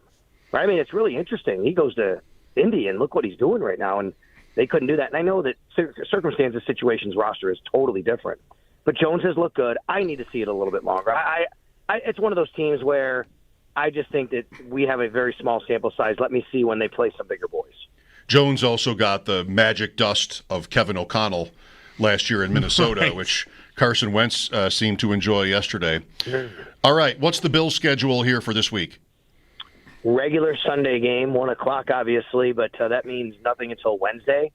Their media for this week was done Friday, so that was the post-game, day after game. Head coach Sean McDermott, coordinators, they all spoke. So there was no media today, nothing tomorrow. Wednesday will be practice, normal media day. We'll hear from McDermott. We'll watch practice, and we'll get our first injury report. All eyes will be on Matt Milano and Ed Oliver. We still have one more week required for Tyler Bass and Maxwell Hairston. And then a week from today, guys, Michael Hoyt and Larry Ogunjobi can begin practicing with the team. And that's a different scenario where, that's going to happen. That's not like the Bills' choice. That's going to happen. Whereas Hairston and Tyler Bass, that's the Bills' choice when it happens. Right. The suspended players are healthy as far as we know, so they'll be on the practice field next week. Okay, very good. And real quick, not for nothing, just so you know, Gabe Davis is in the same boat because Gabe Davis is on a practice squad injured, and I just was thinking a little bit about him today because of some of the things that came out of last game and the passing game and throwing downfield. And I don't know, I don't necessarily think he's going to make some sort of impact right away or over the next few weeks. But just so everybody's aware, a week from today, if they wanted to, if he's healthy, he can start practicing and he gets put back on the practice squad. Right now he's practice squad injured. That would be interesting. You think of Davis, he had that, and he also had the blocking, which was valuable to the Bills, on top of the work ethic stuff and everything they liked about him. Shavers is the new Davis, isn't he? They haven't unlocked that down the field, but you got to love what he looks like on tape when it comes to blocking. That's important to them. It's a lot of what has fueled them through 3 games. So maybe Davis is kind of squarely behind Shavers, possibly. Possibly. I'm very interested to see some of the roster gymnastics that they'll have to make when a lot of these guys start to get healthy. Let's hope they have those decisions to make, because if not, then that means maybe injuries would dictate some of those decisions. Right. But if they can stay relatively healthy here, they will have some interesting decisions on their hands coming up. Sal, thanks for today. We'll check back with you on Wednesday. You got it, guys. Thanks. That's our Sal Kapacio on the Wester Hotline. His appearances are always brought to you by New York's only outlet liquor. When you need to stock up, it's the place to buy a case. What's your outlet? Who are you ready to write off? Cincinnati? Kansas City even? Or maybe is there anybody that still scares you? Maybe that's also Kansas City. Makes sense if it is. 803-0550 as we talk about the weekend in the NFL. Mike Schopp and the Bulldog here. Lines are open for you. This is WGR. Story of their season. They did have 2 or 3 2-score wins or more than 1-score wins late in the season, but it wasn't like they were boat racing anybody. And I don't know, Giants at home, what Wilson looked like in week 2, neighbors, a couple of studs on defense. We'll see. Kansas City still won't have Rice. They probably still won't have Worthy. I'm ready for the Chiefs to turn to their rookie speed. Brashard Smith, Jalen Royals, but they really haven't yet. Smith had 1 carry against the Eagles. It's 5.5 now, but I'll stick with it. I wrote it down, so I would have liked 6.5 more, but I'm too late. 5.5 with the Giants Sunday night. Royals is okay. Was he? He's practicing in full now. Okay, all right. I knew there was something with him. I saw it somewhere. I don't remember where. Like they're going to earlier in the Tyquan. season. They're going to Tyquan Thornton. Right downfield. This is a 2nd-round pick by the Patriots out of Baylor a couple of years ago. Belichick was still there. In classic Belichick draft fashion, he was considered a huge reach. I mean, there were lots of wide receivers in that range, and they went with Thornton. Super fast, but I think kind of frail. And Mahomes missed him deep left sideline late in that Eagle game. Then he hit him. That was a great pass and catch for the touchdown. So Thornton is borderline fantasy relevant. I wouldn't want to start him this week, but maybe that happens. Once Worthy could happen this week, doubt it. Then Rice come back. It's probably it for him, Thornton. I will take San Francisco -2.5 at home against Arizona. Okay. Am I a sucker here? Is it because it's Mac Jones? Looked the same to me last week. They might not have Jennings. They've got injury. They always have injury issues, the Niners, or even Trent Williams. But, they beat the Saints pretty handily with their injury issues. McCaffrey's there. I just think the Cardinals, they played New Orleans and Carolina. I don't think they were really impressive in either game. Harrison is still not giving them anything, and maybe that's not even his fault. Always this drama and confusion with Arizona. I don't like it. I'll take the Niners with less than a field goal as the spread over the Cardinals at home. I'll try Carolina again. 5.5-point underdogs against Atlanta. That line has moved a lot toward Atlanta. But I'm not giving up on the idea of the Panthers, being okay. They got down to the Cardinals. They rallied. They were a lucky cover for me last week. And they're down 27-3 in that game and still covered the 6 or whatever it was at Arizona. But Carolina, come on. Bryce Young, come on. I mean, some of the early questions are back with him. People are talking about his size again. I just don't know with Atlanta. They were pretty good physically against Minnesota. I'll give them that. And maybe those edge rushers will swallow him up. Division game at home, I'll take 5.5 points. Pick 4, Denver. I like this one. Denver at the Chargers +3. I feel like it's a little bustery with the Chargers' height right now. 3 points with the Broncos. There's really not a home field issue there playing in L.A. And while the Chargers are fine, 2-0, I'm not sure they're necessarily better than Denver. The betting line tells you that people don't really think they are. Give me the Broncos. Settle in this year. Strange start. Won against Tennessee, lost that fluke field goal thing at the end with Indianapolis, or else they'd be sitting 2-0 going into this game like are the Chargers. And my college pick will be Auburn. +7 at Oklahoma. All righty. I'm gonna go with you on the Broncos. The theme. Three of my 4 NFL picks are what I would refer to as confirming priors, which is horrible process. You're bragging about our record. We're off to a good start here. My process is a joke. It always has been. I thought as the season began, I think we've got the paper to prove it in the form of the reverse AFC power rankings. I thought Denver was going to be better than the Chargers. The season has started. The Chargers are the division favorite at this point. They look really good. Denver, you just said it, has had a kind of an odd start. It's settle in, like you're saying. So my prior was Denver's better than the Chargers. Okay, Denver, I'll take your 3 points. Go beat the Chargers. I'm going to go opposite you on the Panther-Falcon game. Again, priors. I'm pretty high on Atlanta. I love Michael Penix Jr. I'll lay 5.5 points. I think those edge guys will wreak havoc on Bryce Young. And at some point, I feel like that Falcons offense is Penix. It was not a lot of games last year, but downfield he was money last year, and they really have not gotten off yet. And I think that has to happen. Well, I think it should happen at some point soon here. So I'll take a soft-looking spot here in Carolina for it to happen. So I'll go against you there. They cut Younghoe Koo. Yeah, I saw that. Kicker missed the tying field goal week 1. Yeah. John Parker Romo week 2 made everything kind of like a Bills thing. So the Bills haven't cut Bass. And Prater actually missed. Badly, too. Whoa, that was a miss. That's a miss's miss. That's a big miss. No drama there. They didn't need to review that. Yeah. No, I'm really starting to worry about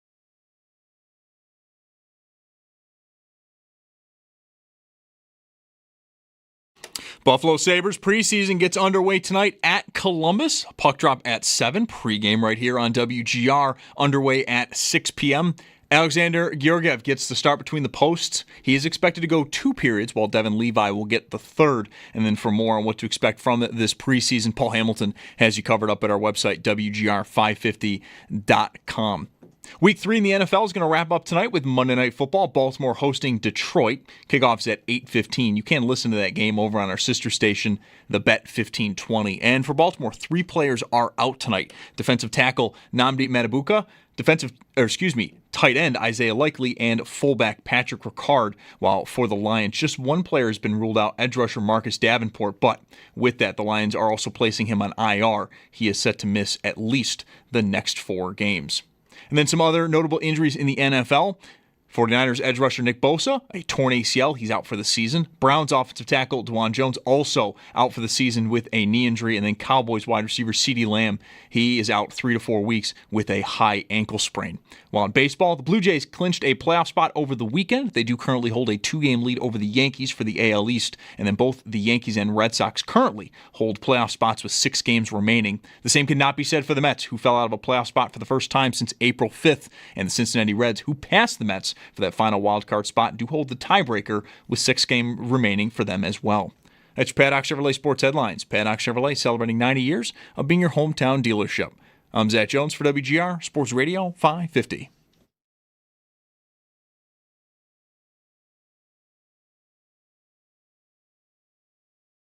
For the last 6 or 7 years, it's felt like the AFC had this trifecta at the top: Chiefs, Ravens, Bills. And right now it feels like Josh, Justin, and Lamar Jackson. And it's struggling with Andy Reid, the great play designer of my life. Can you imagine what this offense looks like without Mahomes and Andy Reid? It is a water pistol with these guys. And they have 1 first-half touchdown, 22nd in time of possession. Colin Cowherd, is that, I don't listen to his show, that's one clip. Is that writing them off? First hour, we're like, all right, what do you want to do with Kansas City? And a caller came in forcefully and said, nothing. We're not re-ranking this team at all right now. I'm inclined to ride with the caller from the first hour myself. I mean, I see the cracks. Anyone can see the cracks. But I just, it doesn't matter. I'm not afraid to write them off. That is somehow going to impact. I think they're going to get some guys back, and we'll see. I don't know. Maybe they'll find their way to leaning on Kelsey less and counting on him for less as they go into these games, because it just isn't there anymore.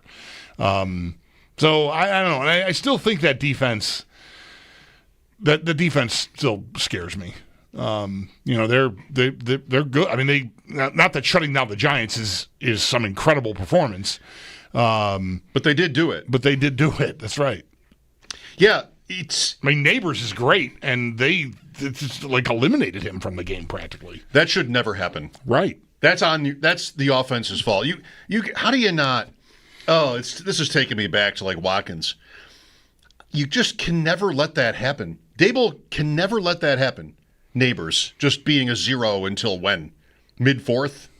2 catches, 2 for 13 in the game. Even Wan'Dale Robinson. Robinson is not Malik Neighbors, but he had a huge game in week 2.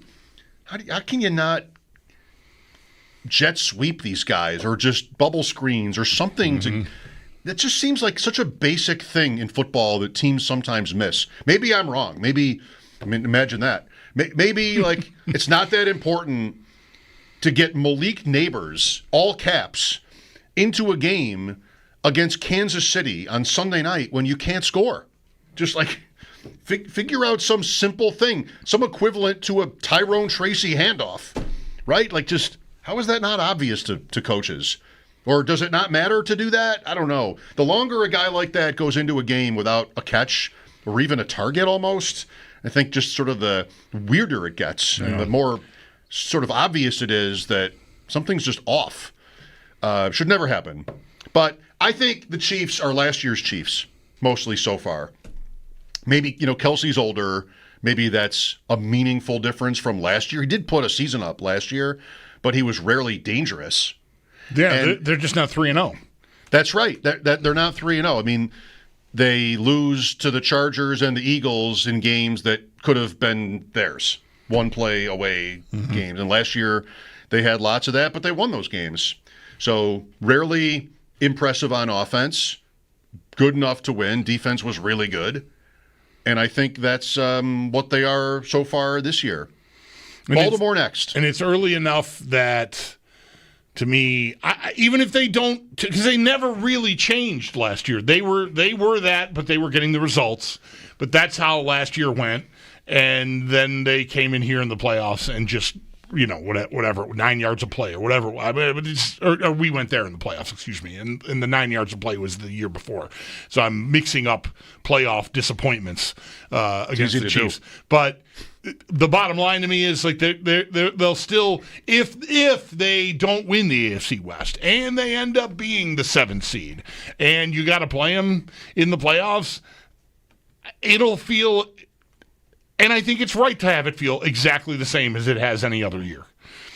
It just, they've got that quarterback, they'll come up with something.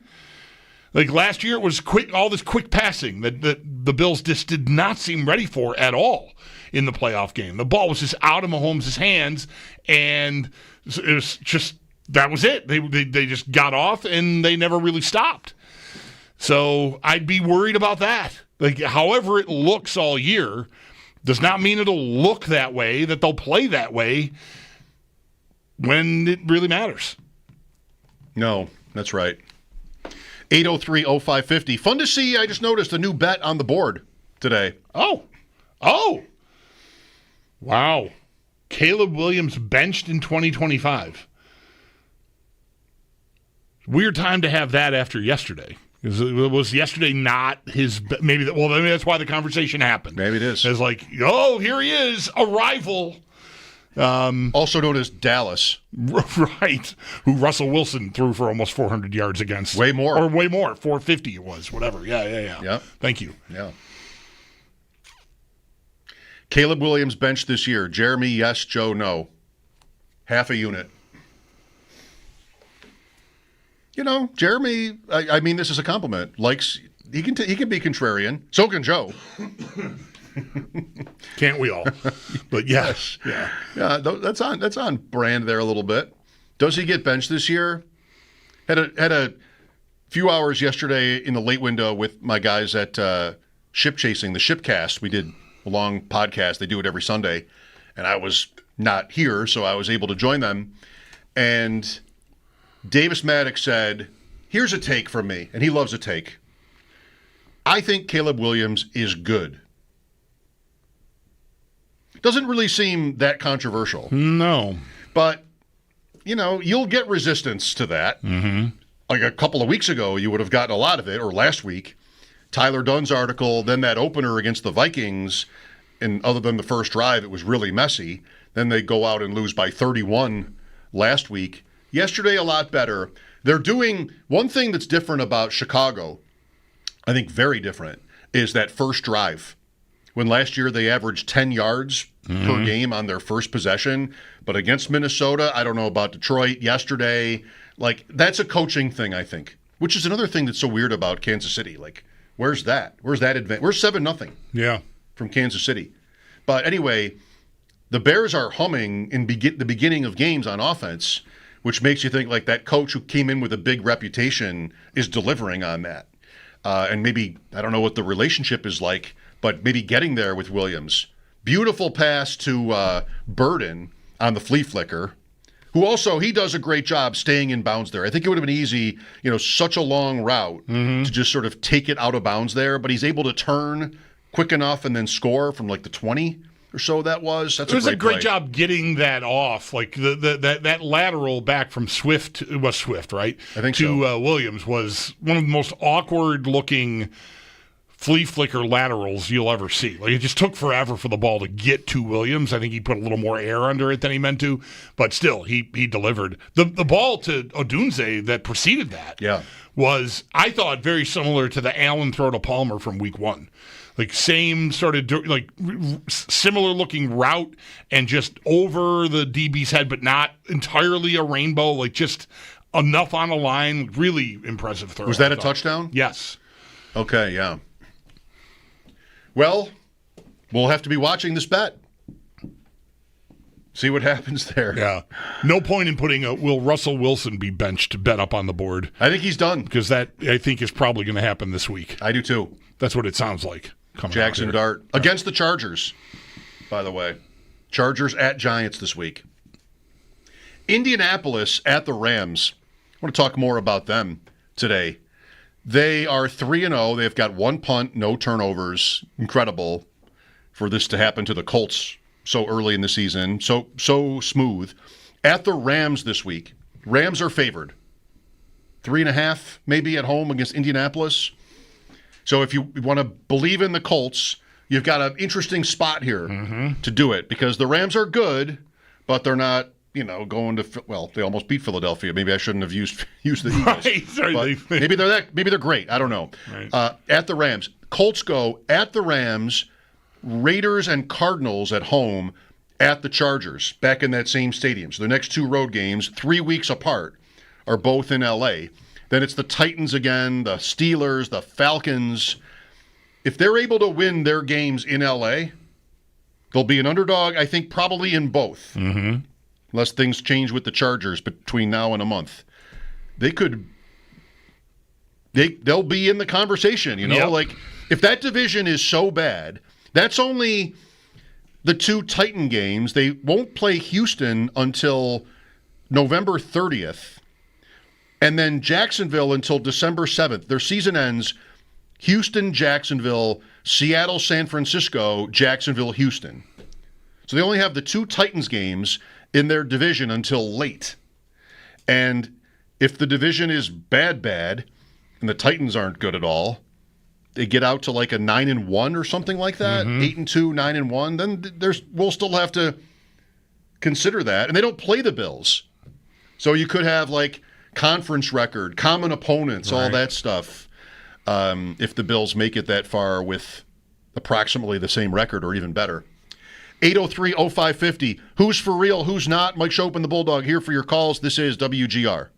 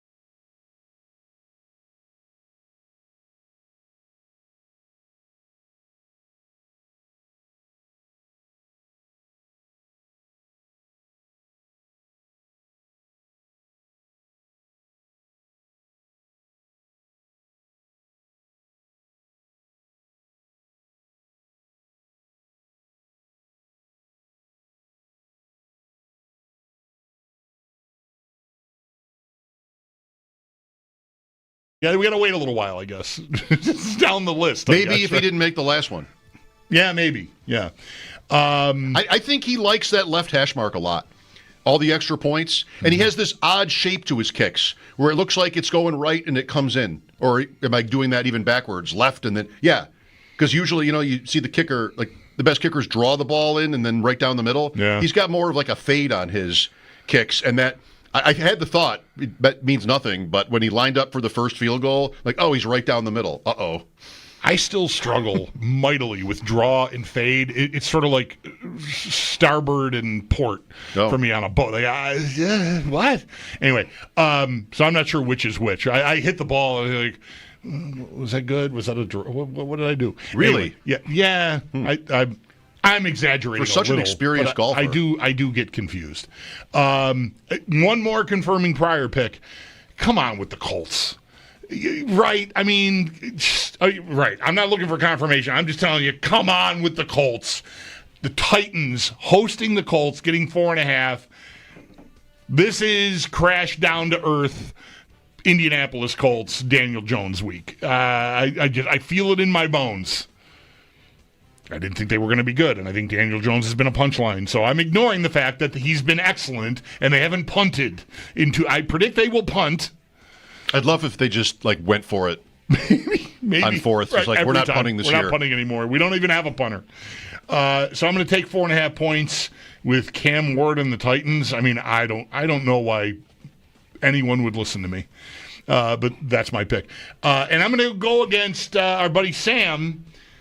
I'm going to take the Packers minus the 7.5 against the Browns. The Browns may mess with Jordan Love. I just think that Packers defense looks mean all over the place, and I think Michael Parsons is going to be just in Joe Flacco's jockstrap all afternoon. So I'll take Green Bay minus the big number. Good game for the arguably two best pass rushers in the league. Yep. Head-to-head. And for college, I'm having fun with these stupid big numbers. I'll take Virginia Tech minus 35.5 hosting Wofford tomorrow. I don't have a good. There wasn't a Friday night game that fit my. No, there's only two tonight. Step right, and neither of them are Iowa Rutgers ridiculous, right? Throw out their record books, and there's one at 7. That's at 8, I think. Yeah. Iowa Rutgers, and that's a really small number. 2.5. Yeah. Sam likes Rutgers. All right. So anyway, there you have it. There you have it. Picks. Do what you think is right with the information you've just listened to. What would that be? Completely ignore it? Ignore it. 100%. Ignore it. Yeah, that's what I think. Is there a game this weekend you're looking forward to the most? Neither of us picked Monday night. Monday night's awesome. Monday night is really the game. I'm very disappointed with the Sunday schedule, locally anyway. I don't even know what game would be better. It's not a great looking week to me. So. I can't. No, I guess curiosity about New England. The Bills play them soon enough, so I'll definitely sit with that. It'll be on. Hopefully, it keeps me away from red zone because I don't need the headache. All the jumping around on red zone just makes my brain scramble. It's a loud show. I don't need any more of that. My brain is scrambled enough. So no, is there anything you're aside from Monday night? Love Monday night. Yeah, I love to watch Baltimore and. When, Sunday, I've got a family commitment, so I won't be around for at least most of the 1 o'clock window. And if Baltimore's playing... Mike Schopp and the Bulldog, welcome back. Football Monday on WGR. Let's go to Mike here. Hi, Mike. How you doing, guys? Good. The Colts kind of got the feel of that last year's Vikings team or that Giants team from a couple of years ago that had that good record and stuff.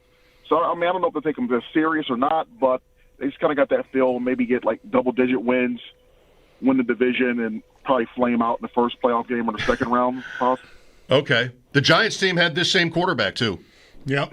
Yep. It works. I mean, I don't know how far you went into it thinking about it, but the coach was pretty well thought of when he got there.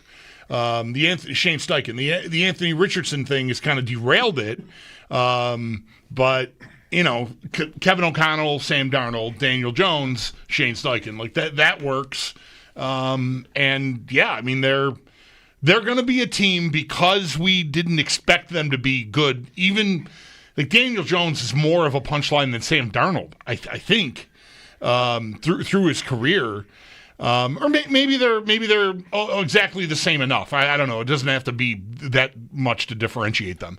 But because you expect a certain thing to happen and it starts to not happen, the opposite starts happening. They're having this great year.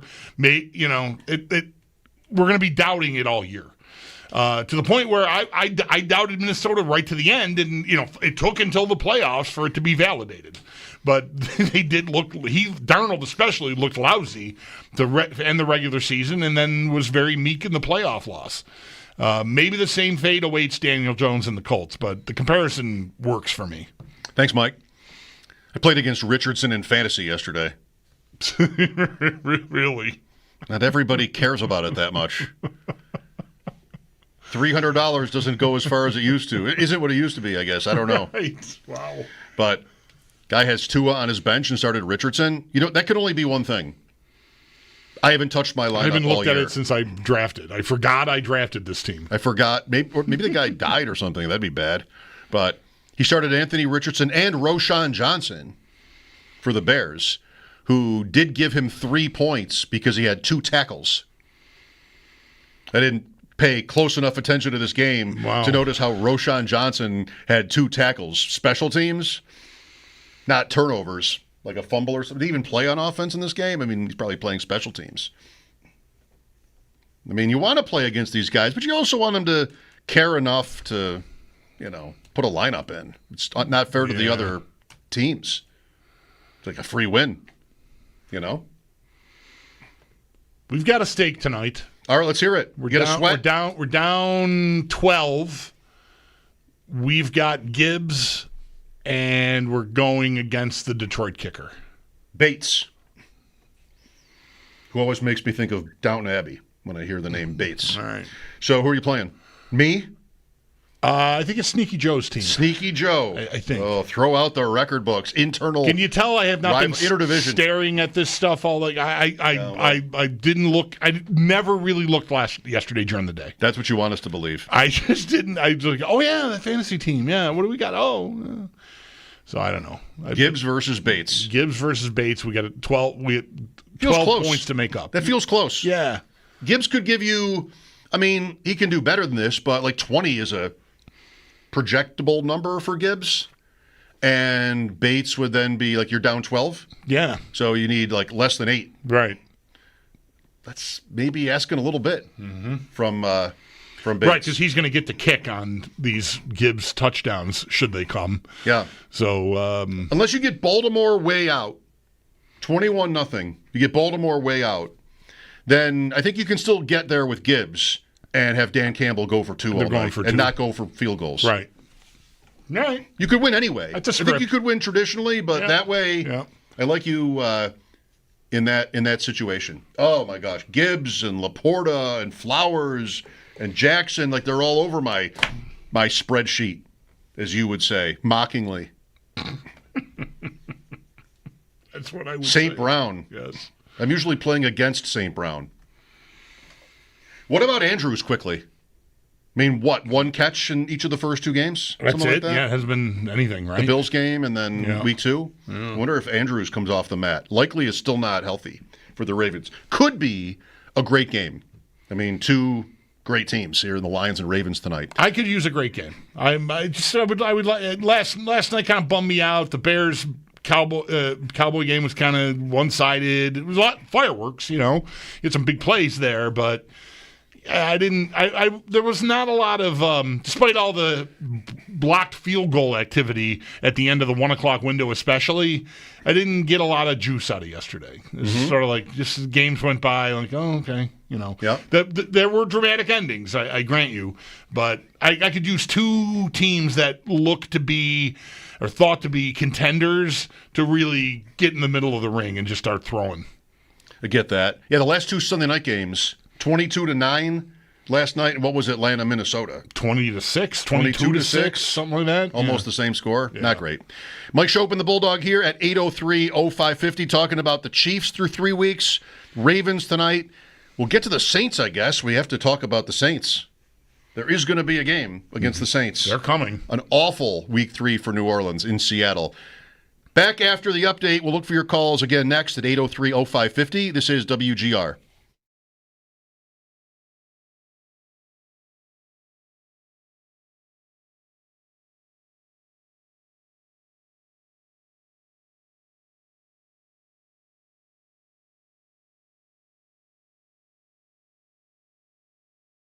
I'm annoyed. But I'm not, because they're playing Monday night, and I'll be able to see it against Detroit, by the way. We never said. Ravens are favored by a pretty healthy 5.5 at home against a Lions team that just won 15 games and scored 52 points. I think there's really an outdoor golf element to Detroit betting, I think. I think there's sort of a knee-jerk. His results are so different indoors versus outdoors, and now he gets the Ravens. But it's a huge total, too, in the 50s, I believe. Yep. Last night, that was the one last night. There wasn't much drama about the spread for most of that game, but it went over on the Prater field goal by a half point. The implied total was 11.5 and 50.5 means Bills 31.5, Dolphins 20. And the final score was 31-21. Pretty much right at it. No fade or draw, just absolutely on the screws. Right. Straight. You see the stakes out there? Right down there. I'll watch Dallas and Chicago in the late window, and I will be very disappointed if it's not a shootout. That's what that game probably should be, even if it's at Soldier Field, where a shootout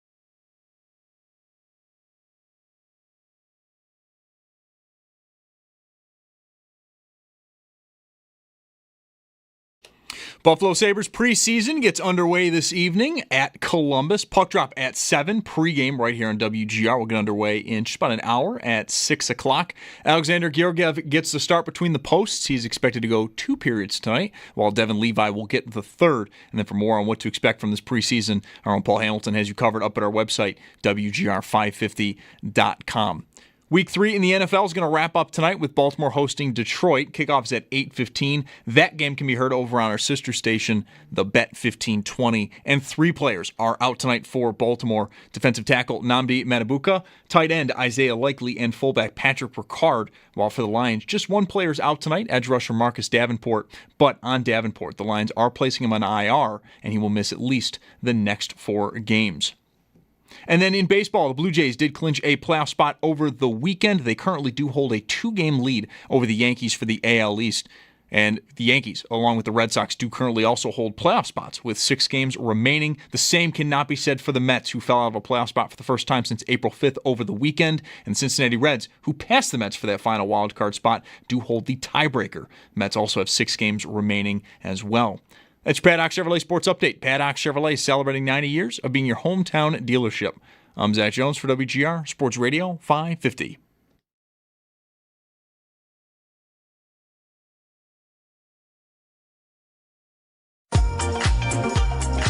It's Mike Schopp. Hey, put a little. I never get this line out the first time. It's not even good. Hey, put a little bit more in there, cowboy. And the Bulldog. What's your degree in? Kicking ass and taking names. On WGR Sports Radio 550. Taking stock of the AFC and the NFL after almost entirely after 3 weeks, 1 game left tonight, and it's good. Cincinnati, dead? Yes. It would really surprise me if they can really. I think there's no way Browning can give you enough. I just don't think he can give you enough for them to keep their heads above water. Offensive line, defense, entirety of the defense, just like except for Hendrickson. Yeah, pretty much. What do you do there now? What do you do there? Like you just sort of live with it and go win 6 games? They're 2-1. Is that what you do? What do you do when you lose your quarterback like that, and you did the thing with Chase and Higgins. Mm-hmm. What they did with Hendrickson was just this year only. Patch it together, right. What do you do with it?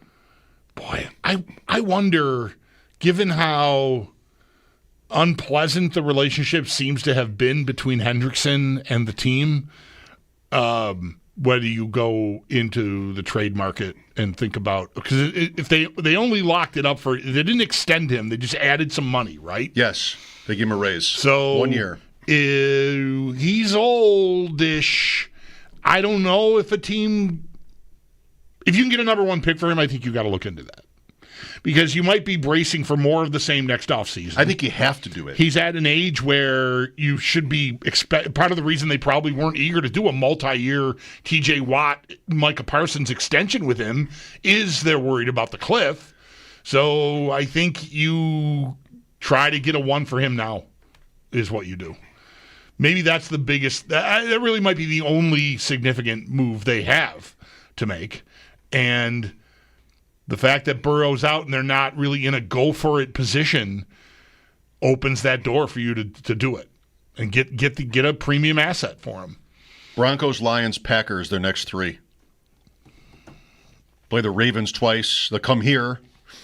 They don't play the Chiefs. Is that important anymore? Maybe. Yeah, big AFC or NFC North, whatever. They lost 48-10. They're in tough. I think that I'd actually be clamoring for that if I'm there. I mean, we'll see. You know, Browning did go 4-3, and so far, I mean, does he get credit for last week? He should. So 3 picks last week, right? But they won. He got them there. They're 1-1 with him, warts and all. So we'll see how it goes here for a few weeks. But man, I'd be gauging interest in Hendrickson already if I were them. If you can do that quietly without, Ian Rappaport and Adam Schefter letting the world know. No, that's how you would do it. That's how anybody finds out. That's how you let your fellow member clubs know that he's available is you just do it through Rappaport. Yeah, I think that I think I would definitely do that. The other guys are all locked up. Although the Higgins contract is a little weird. I feel the Higgins contract is like a get-outable if you want it to be. He did the team a big favor, it felt like to me.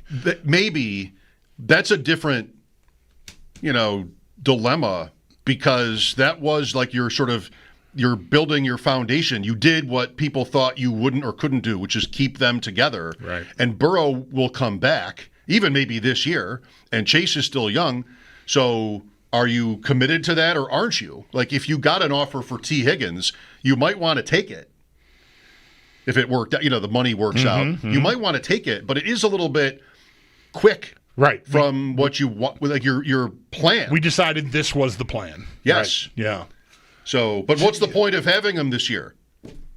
What's the point? I mean, you can't. Right. Yeah, fantasy teams like this sometimes where you're like sort of your head gets cut off. Yeah. But you've got good young players. Well, what do? You could move them. Yeah. But it doesn't. It's not. You want them on your team next year. If someone comes with something really, and I don't anticipate this for a receiver with a reasonably large contract, even though I think it is favorable to the team, I'd be surprised if someone came with an offer that would entice me because of what you just said. Like, next year will come, Burrow will be back, and you're probably going to want, if that's the path you decided to go down, you prioritized keeping those three together, Burrow, Chase, and Higgins, you probably don't press eject on that. Hendrickson's always been a different thing.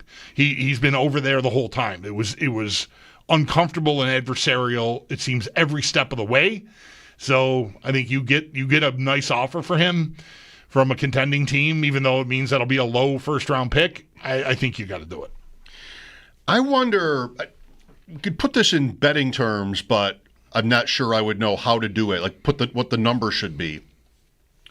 But through 3 weeks, with hockey, which is maybe very different in this way, they say like you get to Thanksgiving, you get not even like 2 months into the hockey season and the playoff spots are almost all known. I mean, not all, but you pretty much know. The hit rate is very, very high for teams that are in playoff spots at Thanksgiving to actually make the playoffs. Through 20 games, through a quarter of the season, you can get that pretty close. Which means you don't need 82 games. You need 20 games. Of course, right. But we have 82 games. How relatable is this to football? If right now, 7 playoff spots in the AFC, you had to get 6 right, don't you think you could do it? Yes. I kind of do too. Bills, Ravens, Colts. Sure. Chargers. Yes. Chiefs. Yes. Broncos. Yes. That'll get a little dicey with all 3 from the same division. Sure. And Pittsburgh. How many teams did we name? We still That's need 7. That's 7 with Pittsburgh. What are the chances 6 of those make it? I feel pretty great about 6. Yeah. Yeah. Not Cincinnati at 2-1. No. Not Jacksonville at 2-1. No.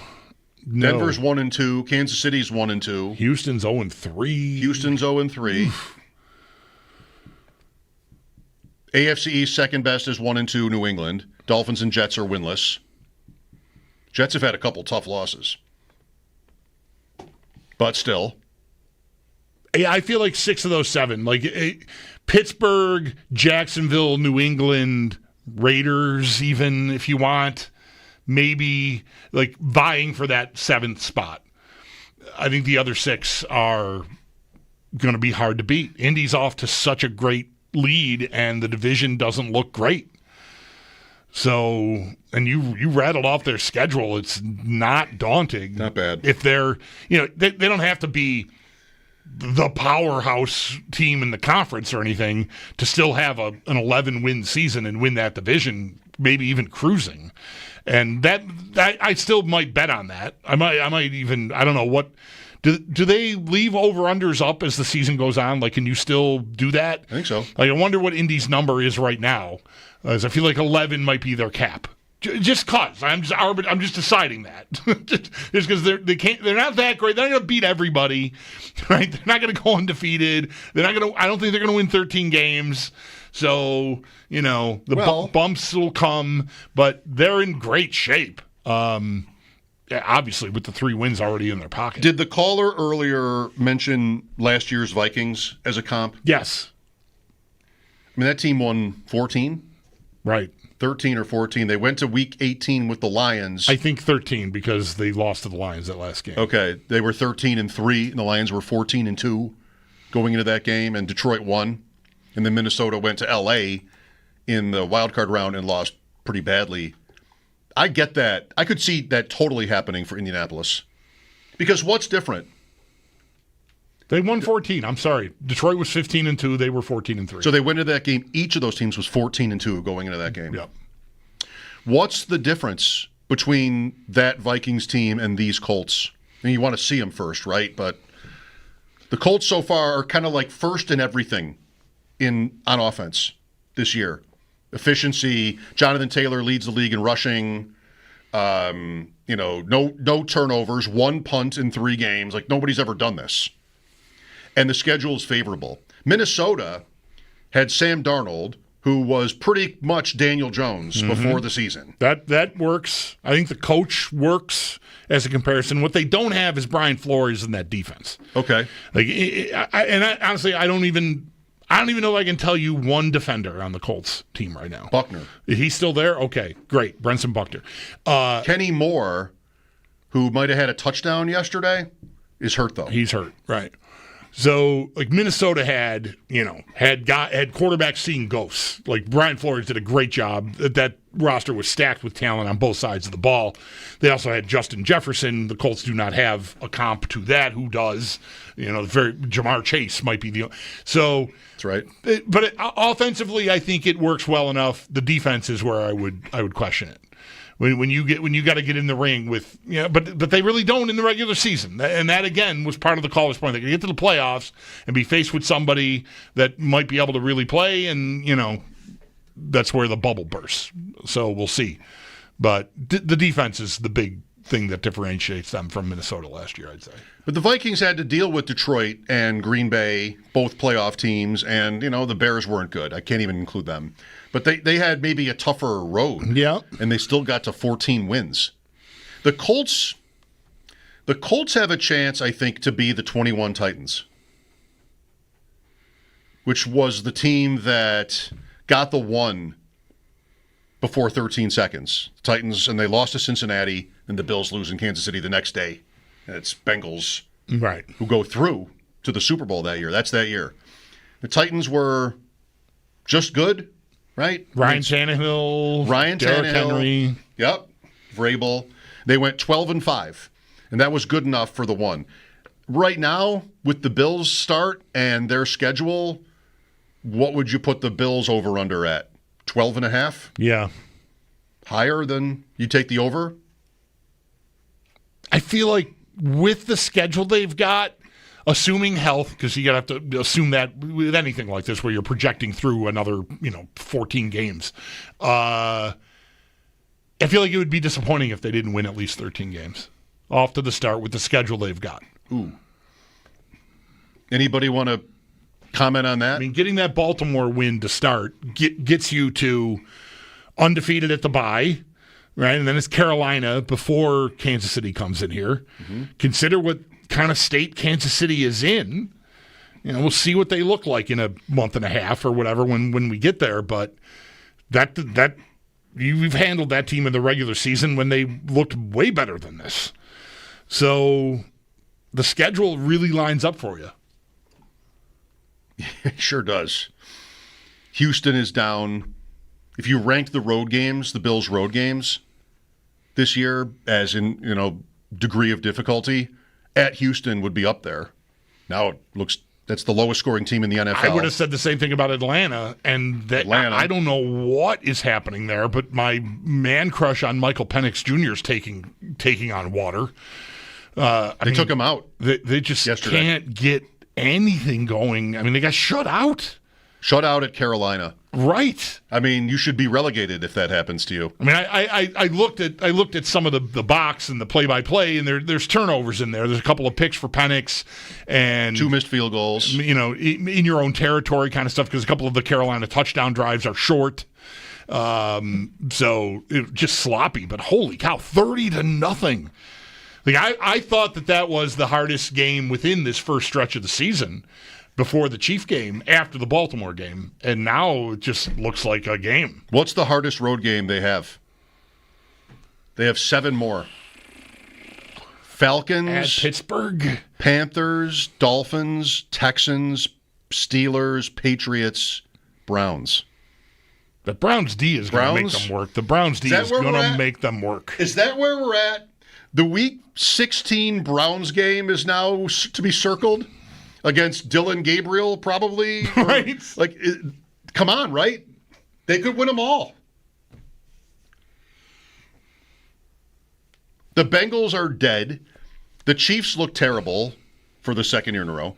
The Bucs, who's good on here? Houston, Cincinnati, Atlanta, were interesting tests. Mm-hmm. And they still might be. Throw Carolina in if you want, on Atlanta's level, because of what they did yesterday. Okay. Potentially interesting tests. Atlanta, Carolina,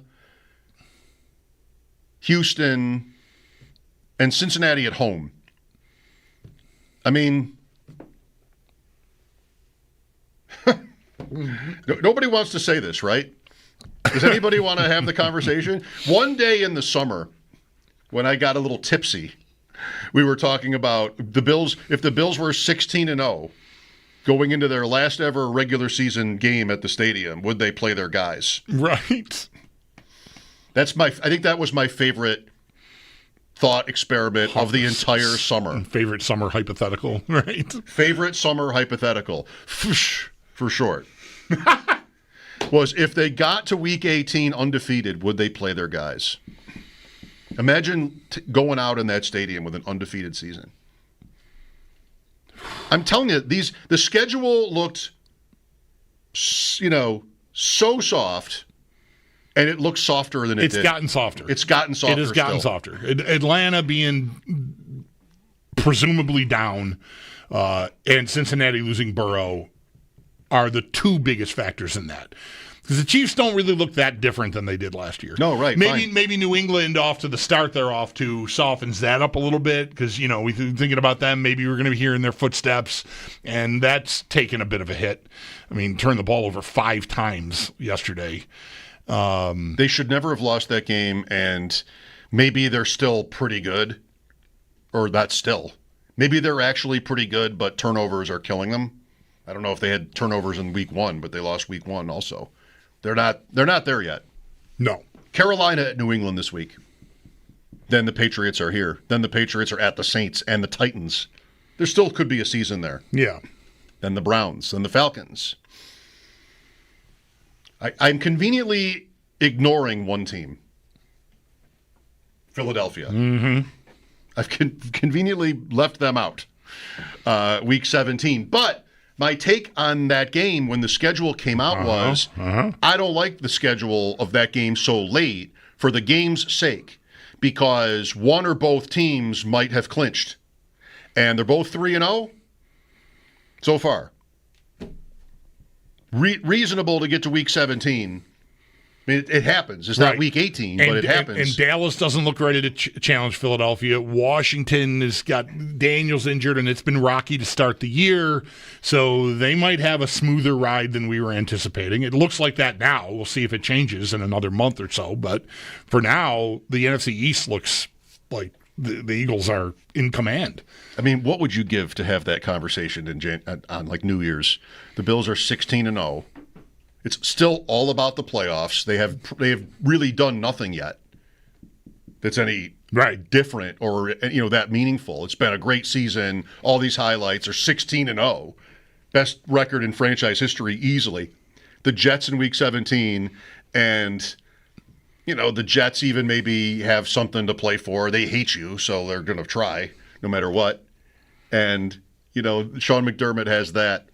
He might rather lose one. That's the Chiefs last year. Right. When the Chiefs lost here, they got away with it. They didn't have that question. I loved that question last year because they had only the one loss going into Week 18, and they'd clinched it. They were 15-1, right? Right. And they did not have the undefeated. And I remember I forgot what he said, reaching out to Alex Gold. What do you think they would have done had they been 16-0 going into Denver? I forgot what he said. I I've don't got remember. I remember it coming up, but I don't remember what he said. But instead, they don't have undefeated. They've got nothing. They go to Denver. They play Wentz. They get 5 first downs. They lose 38-zip. Then they get the bye week. Then they, waltz through the playoffs. Waltz and through go to the Super Houston, Bowl. right, and then beat the Bills to go to the Super Bowl. That was it. That's all they had to do. Colin is with us. Hi, Colin. Hey, guys. Thanks for taking my call. Sure. Love the show. I initially called about the Eagles game, but, I mean, as you're talking, Mike, it's just, I'm a 40-year-old guy, a Bills fan my whole life. Remember the Super Bowls in the early 90s when I was a kid. It just is starting to feel like if this is not their year. I mean, when is it ever going to be their year? I mean, these games that you're thinking about, I'm in Kentucky. I'm thinking about the Bengals all the time because I'm surrounded by Bengals fans. I mean, they're totally demoralized, which I understand. It's like every game that looked stressful at the beginning of the year, maybe the Texans, the Bengals, the Chiefs, it's like it's looking like a walk in the park. I mean, I don't know. Can we bubble wrap Allen? As long as he's healthy for the playoffs, it's hard not to get excited as a Bills fan your whole life because if this is not their year, I just don't know what it is. Yeah, and that's not the thought people will want to carry around, because you can't do anything about that. Well, you can never do anything about it, but it's nothing there is to be determined until the season is over. The playoffs arrive. Like I just said, I think if they're 16-0 going into, or even 17-0, they do it. Okay. And, right? I think that's kind of what it'll be. I mean, if they just look so superior to the entire league, and that is what the 04 Patriots kind of were. They not, if it can be different, they were 17 or 16-0 it was, and they looked just like way better. That was 07. 07, right. Yeah. That's right. Way better than the rest. Yeah. And they did lose. I don't know if you could. Well, the Dolphins team that went undefeated is always talked about as a team that really wasn't that good. They had close wins, and they just won all their games. All right, well, you can have that if you want it. 803-0550. I think probably you don't. Who wants to have that conversation? No. It's great. I can't wait for this segment to be over. It's super exciting. It's like kind of reasonable. It's the Bills we're talking about here, and let's not do it. Let's just scrap it because we're so scared of everything. We would hate to have it be, considered a jinx.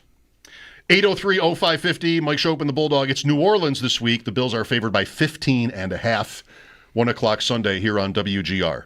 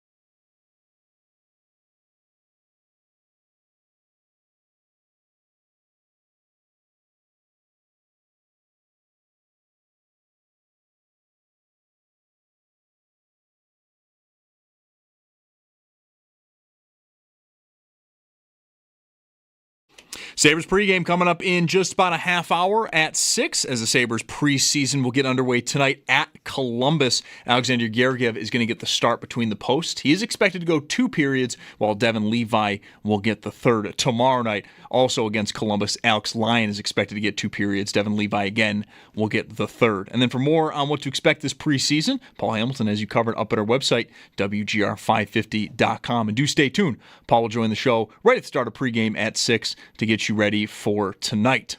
Week 3 in the NFL is going to wrap up this evening with Monday Night Football. Baltimore hosts Detroit with kickoff at 8:15. That game can be heard over on our sister station, the Bet 1520. And for Baltimore, 3 players are out this evening. Defensive tackle Nnamdi Madubuike, tight end Isaiah Likely, and fullback Patrick Ricard. While for Detroit, just 1 player is out. That is edge rusher Marcus Davenport. And on that, though, Davenport has been placed on IR. He's going to miss at least the next 4 games. And some other key injuries in the NFL. 49ers edge rusher Nick Bosa suffered a torn ACL. He is going to miss the remainder of the season. Browns offensive tackle DeJuan Jones also out for the rest of the season with a knee injury. And then Cowboys wide receiver CeeDee Lamb is out 3 to 4 weeks with a high ankle sprain. It's Paddock Chevrolet Sports Headlines. Paddock Chevrolet celebrating 90 years of being your hometown dealership.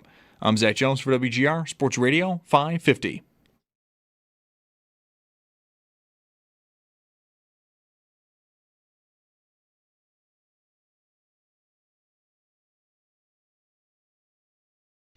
Twitter weighing in on my new favorite topic.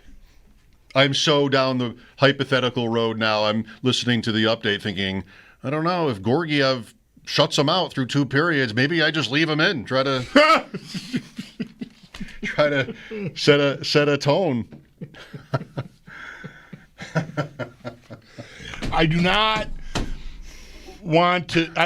I don't say this pejoratively at all, but what percentage of our audience running around hearing Zach do the updates is going like, who? Oh, many. 80%. That dude's on our team now? 90. I've heard of him. 100. Rangers? What? 100%. That happened that was late in the day on a Thursday, I think, right? And then it's the weekend and it's football and I don't know. Just I need to be reminded that Georgiev is on the team. I know, and I work here and everything. The signing was announced at a time that makes you wonder if the Sabres wanted anybody to know about it. Right. So, yeah. See, if it's listeners making these points and asking these questions, then I'm off the hook. We're off the hook because I'm not the one saying it.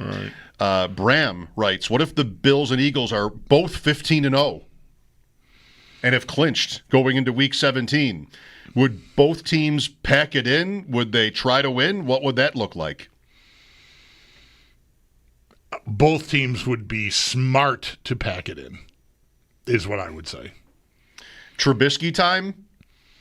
And then, somebody's going to win. You win that, then you have a decision to make the following week, too, which I think you've already made, because if you stood down in week 16, you're going to do the same, week 17, you're going to do the same in week 18. But that is how I would do it. If I need to forcefully weigh in on this hypothetical where the Bills run the table until the end of the season, I'm sitting everyone down. I'm signing guys that I'm going to cut the next day. I think logistically, if you can't really do that in an NFL season. You do that in the summer to some extent. The Bills have done that in the summer, brought guys in just for the final preseason game. But no one is playing. I think I would hate it. I understand. Me too. I think I would be conflicted, but I think I would have to do it. You have a chance to do something superhuman this year in that scenario. Not just win a Super Bowl, but to go unbeaten. Only Miami. And that's also something I've been told on Twitter here. Nothing would make me happier, says Sean, than to go undefeated and win the Super Bowl. I grew up in the 70s, 20-0 by Miami. Yikes, I'd love to take their most precious achievement away from them so they could never celebrate anything again. Ever. See? We're going to want Trubisky time and yes. Trubisky versus Tanner McKee. Philadelphia I just can't wait for this. This is why I want it the most. Philadelphia is the defending champs. They might have a different perspective on this. Like we've already won 2 Super Bowls here. We won last year. You could take that either direction, I guess. But we're chasing the history more so because we've already got a Super Bowl that gives you a little more wiggle room. Maybe A back-to-back, a dynasty. We don't need 17-0. We're trying to repeat. Yeah. And here are the Bills trying to win their first. How could anything come in front of it? Nothing could, which is why I would sit everyone. It's so good. It's so good. I've been texting my friends just that I think would appreciate the conversation.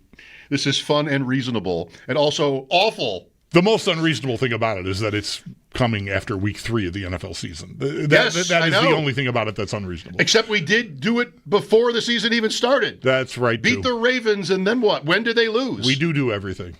When did they lose? I didn't mean that how it sounded. Here's Mike with us. Hello.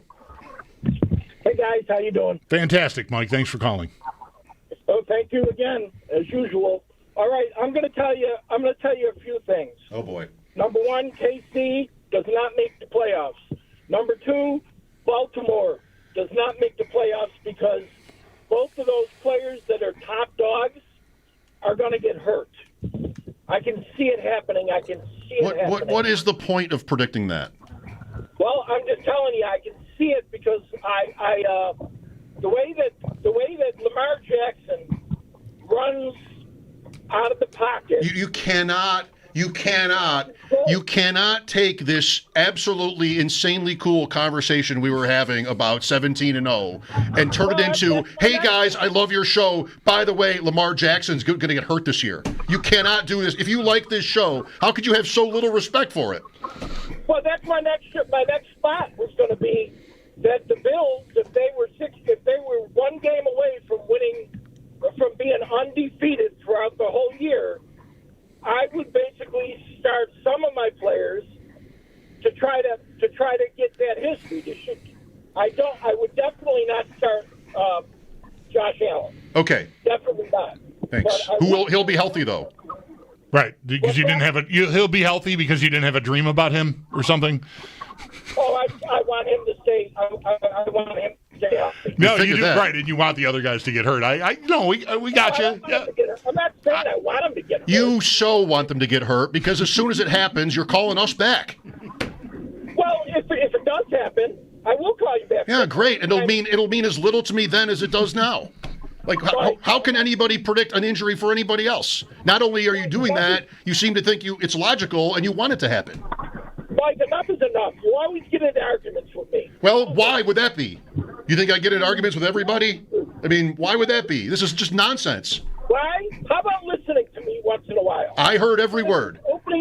Keep your track going. I heard every word. I did not listen to you. I just think it's ridiculous. Then be quiet and listen to my finish. Well, that's not really going to be possible, Mike. I can't be quiet. That's not going to work. So let's come up with another plan. Well, no, you're not. And when I used to run dealerships and you used to come down with me, you were always nasty. Oh, my God. Okay. Thanks, Mike. Well, it's probably me. It's a me problem. I'm not even sure what to do right now. I don't know the turn that took. You know what these guys? You know what these guys really want to hear right now is my ludicrous injury predictions. That's what would make the show better. And then if the host of a show you say you like actually calls you out on it, well, then you got to make sure to tell that host that 17 years ago or something I was mean. There's a job to do here. We don't have to talk about the Bills going undefeated, but we kind of want to just keep it sort of reasonable. And there's lots of other things to talk about that are reasonable, not just like, I'm here to tell you guys Mahomes and Jackson are going to get hurt. Great. And then pretend that you don't want it to happen. Because, of course, as you admitted, as soon as it does, you're going to tell us that you called it.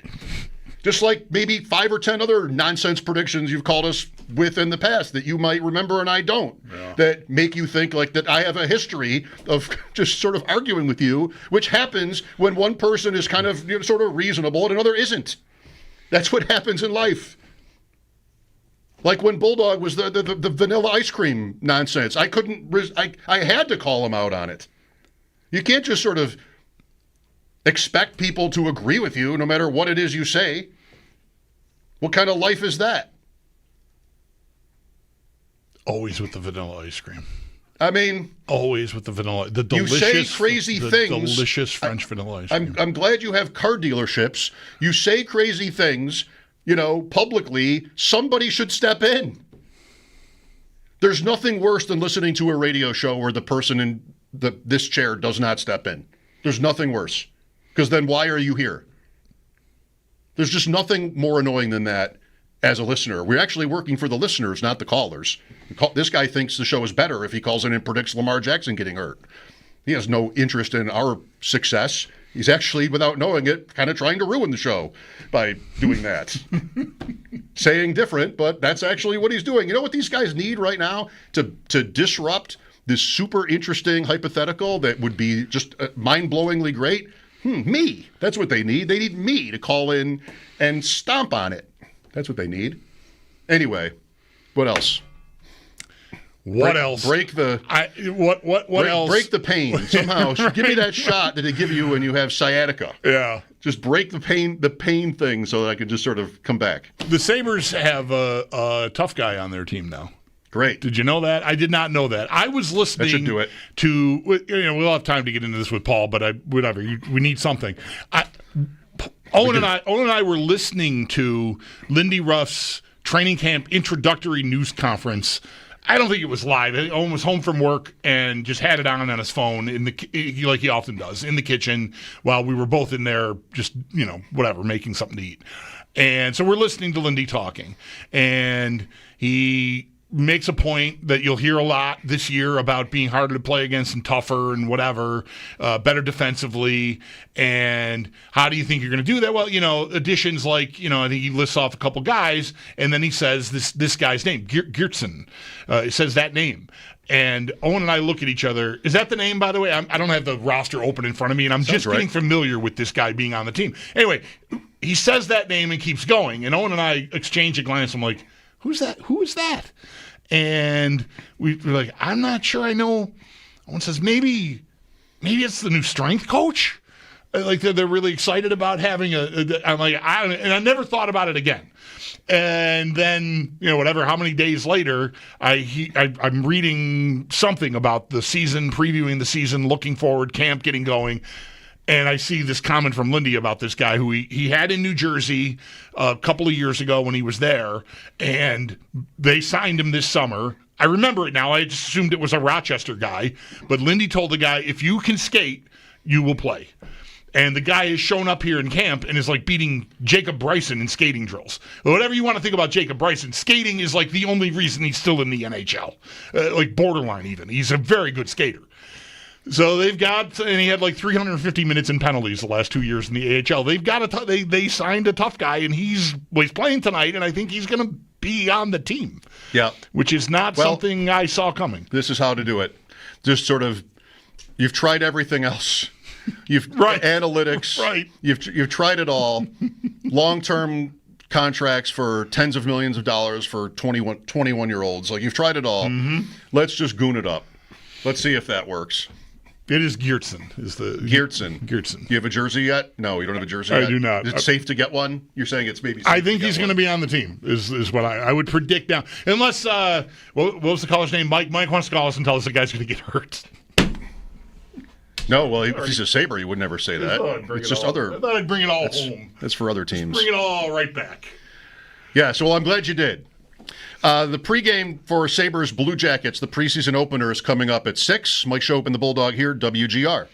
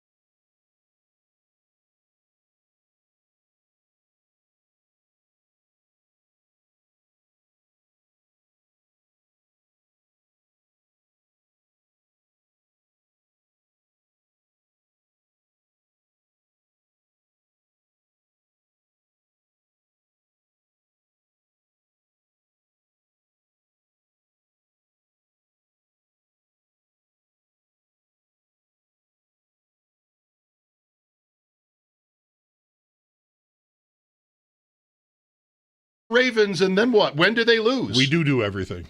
When do they lose? I didn't mean that how it sounded. Here's Mike with us. Hello. Hey guys, how you doing? Fantastic, Mike. Thanks for calling. Oh, thank you again, as usual. All right, I'm going to tell you a few things. Oh boy. Number one, KC does not make the playoffs. Number two, Baltimore does not make the playoffs because both of those players that are top dogs are going to get hurt. I can see it happening. What is the point of predicting that? Well, I'm just telling you, I can see it because the way that Lamar Jackson runs out of the pocket. You cannot take this absolutely insanely cool conversation we were having about 17-0 and turn it into, hey guys, I love your show. By the way, Lamar Jackson's going to get hurt this year. You cannot do this. If you like this show, how could you have so little respect for it? Well, that's my next spot was going to be that the Bills, if they were one game away from being undefeated throughout the whole year, I would basically start some of my players to try to get that history. I would definitely not start Josh Allen. Okay. Definitely not. Thanks. He'll be healthy though. Right, because you didn't have he'll be healthy because you didn't have a dream about him or something. Oh, I want him to stay. I want him to stay healthy. No, you do right, and you want the other guys to get hurt. We got you. Yeah. I'm not saying I want him to get hurt. You so want them to get hurt because as soon as it happens, you're calling us back. Well, if it does happen, I will call you back. Yeah, great. It'll mean as little to me then as it does now. Like, how can anybody predict an injury for anybody else? Not only are you doing that, you seem to think it's logical and you want it to happen. Mike, enough is enough. You always get into arguments with me. Well, why would that be? You think I get into arguments with everybody? I mean, why would that be? This is just nonsense. Why? How about listening to me once in a while? I heard every word. Keep your track going. I heard every word. I didn't not listen to you. I just think it's ridiculous. Then be quiet and listen to my finish. Well, that's not really going to be possible, Mike. I can't be quiet. That's not going to work. So let's come up with another plan. Well, no, you're not. And when I used to run dealerships and you used to come down with me, you were always nasty. Oh, my God. Okay. Thanks, Mike. Well, it's probably me. It's a me problem. I'm not even sure what to do right now. I don't know the turn that took. You know what these guys? You know what these guys really want to hear right now is my ludicrous injury predictions. That's what would make the show better. And then if the host of a show you say you like actually calls you out on it, well, then you got to make sure. As good a week as any to get to know the New Orleans Saints. 0-3. After yesterday's 44-13 blowout loss in Seattle. That game was 34-3 or worse, not even halfway through the second quarter. And then it was just over. Spencer Rattler. So they did take him out at the end, but they might have taken anybody out at the end of a game like that. Right. I don't know that it's going to mean a change. They drafted Tyler Shugg in the second round. And he has not, played but for garbage time yesterday. Rattler's stats are not so bad through 3 games. 67%. Remember Brett Coleman? Mm-hmm. He had a tweet after week 1. Ross was at New Orleans in week 1, and I had it on my list of things to bring up to Ross, but just didn't. How Coleman said that he kind of liked Rattler in that game. It's the Arizona game that they lost. Kind of liked him. I haven't seen any of them. No, me either. But yesterday he found Chris Olave 10 completions for like 50 yards. I don't know how you do that. Right. With Chris Olave. And Juwan Johnson has been good for them at tight end so far. New Orleans. Kamara, still there. That's about it. On offense, anyway. Right. That's about it. Yeah. I'm not ready. I will be by Wednesday, ready for a deeper dive. Some Dennis Allen hate? Dennis Allen. No, Kellen Moore. Sorry, 6 letters, 5 letters. He was last year's coach, Dennis Allen. Kellen Moore, I meant. Biggest problem I have with Kellen Moore is I've never been able to really differentiate him from about 6 or 7 other sort of smallish quarterbacks who killed it in college, who didn't really make a dent in the NFL. And I might be exaggerating the number of them, and I'm even not really ready to give you the other names. It's just there's a certain kind of guy in the league that when I see their name, I think they're all the same guy. And Kellen Moore might be because he's a head coach now, he might be the most identifiable of the group. He should separate himself now that he actually is an NFL head coach. But I feel like I've got him mixed in with just a bunch of dudes who put up huge numbers in college at like Boise or Houston or somewhere, and then get to the NFL like, nope. He is Boise State. Okay. And his first NFL start was here for Dallas. All right. Late 15 season. Remember being at the stadium and just watching Jerry Jones walk around on the field before that game. But Romo, maybe it was then? Or were we to Prescott yet? But it was a lost season for Dallas. Starter was hurt, and Kellen Moore played, I think it was their last 2 games here and then I'm seeing now against Washington. I think Prescott would have been there by then because he's maybe the year after the Bills drafted EJ. Is he like the 14 draft, I think? He's not on this team. Okay. He might be the next year. Okay. Prescott is Cardale Jones. Right. Right. 5 picks apart or something like that. Yeah. But this is Romo. Matt Kessel started 7 games for this team. 15 Dallas. Wow. Would never have gotten to that. Yeah. And 2 for Moore, 4 for Romo, and 3 for Brandon Whedon. They went 4-12. 15 Cowboys under Jason Garrett. That might have been it for him or no? He lasted a long time. He did. Longer than anyone thought he should have lasted, it seemed. Yes. All right. The Sabres preseason, is it everyone's preseason opener? I mean, have there been any? There have been games. There were games on Friday. There were games even yesterday. There have been games. Matt Eberflus was that team's linebackers coach. And he's back there as the defensive coordinator, getting shredded by the Bears. Chase Daniel is another one of these guys. I needed one, at least a name to validate what I'm thinking of. Like him and Kellen Moore are the same guy to me. Just in time. Chase Daniel his claim to fame is making $50 million and never playing. Right. Something like that. Sabres at Blue Jackets will set up the Sabres preseason as it opens next with Paul Hamilton. Mike Schopp and the Bulldog here, WGR.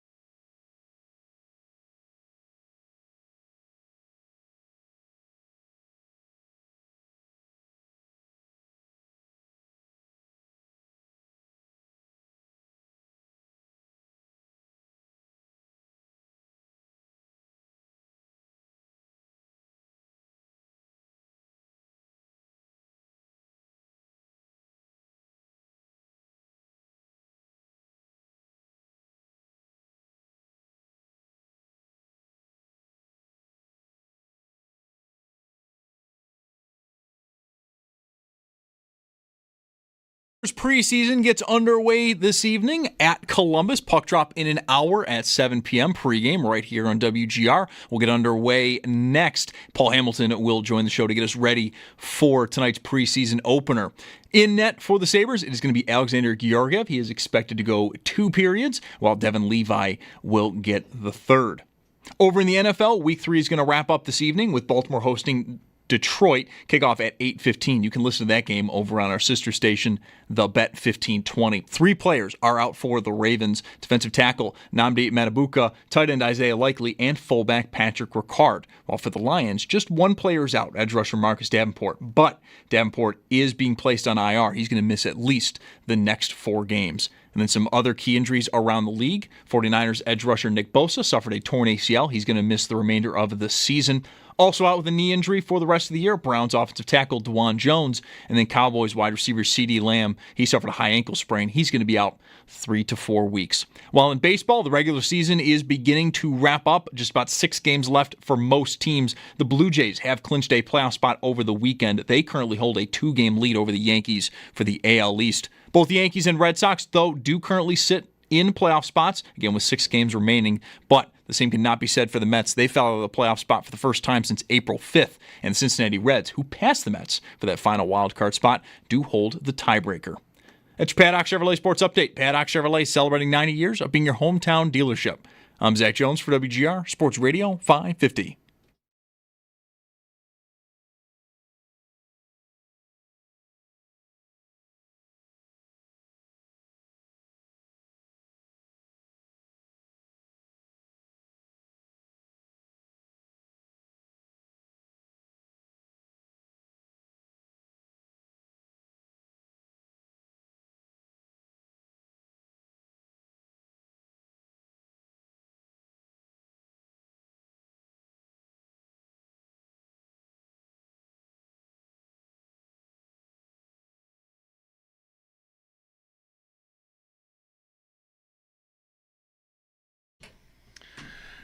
Yes, it's that time of year. Preseason opener, Sabres at Blue Jackets, and the Blue Jackets are nice enough to agree to come here tomorrow, so it's even. Home and home with Columbus to start things off.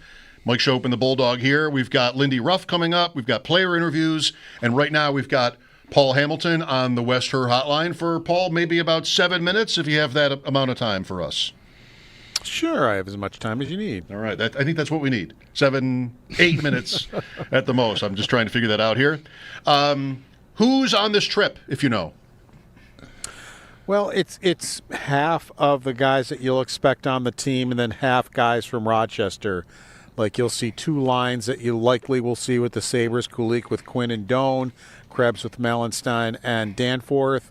And then, a kid line where any of these 3 guys you might see at some point in Buffalo, Ostlund, Hellenius, or Wahlberg. Their fighter that they signed in Gerksen, Kozak, who you could see up in Buffalo, and Dunn. But interestingly enough, on defense, one of the youngsters is Murtka. He's going to get an opportunity to play with Bo Byram today. And then Power will play with Kesselring, and 2 Rochester guys who are on the cusp of maybe getting a call up if they're needed. Novikov or Komarov are also on this one, and Georgiev will be in goal. Levi will play the 3rd period. He'll actually play the 3rd period both today and tomorrow. Lindy Ruff said by the time he's done with tomorrow, he wants all 3 goaltenders who have played 2 periods. So Lyon and Georgiev get to play the 2 periods of the game.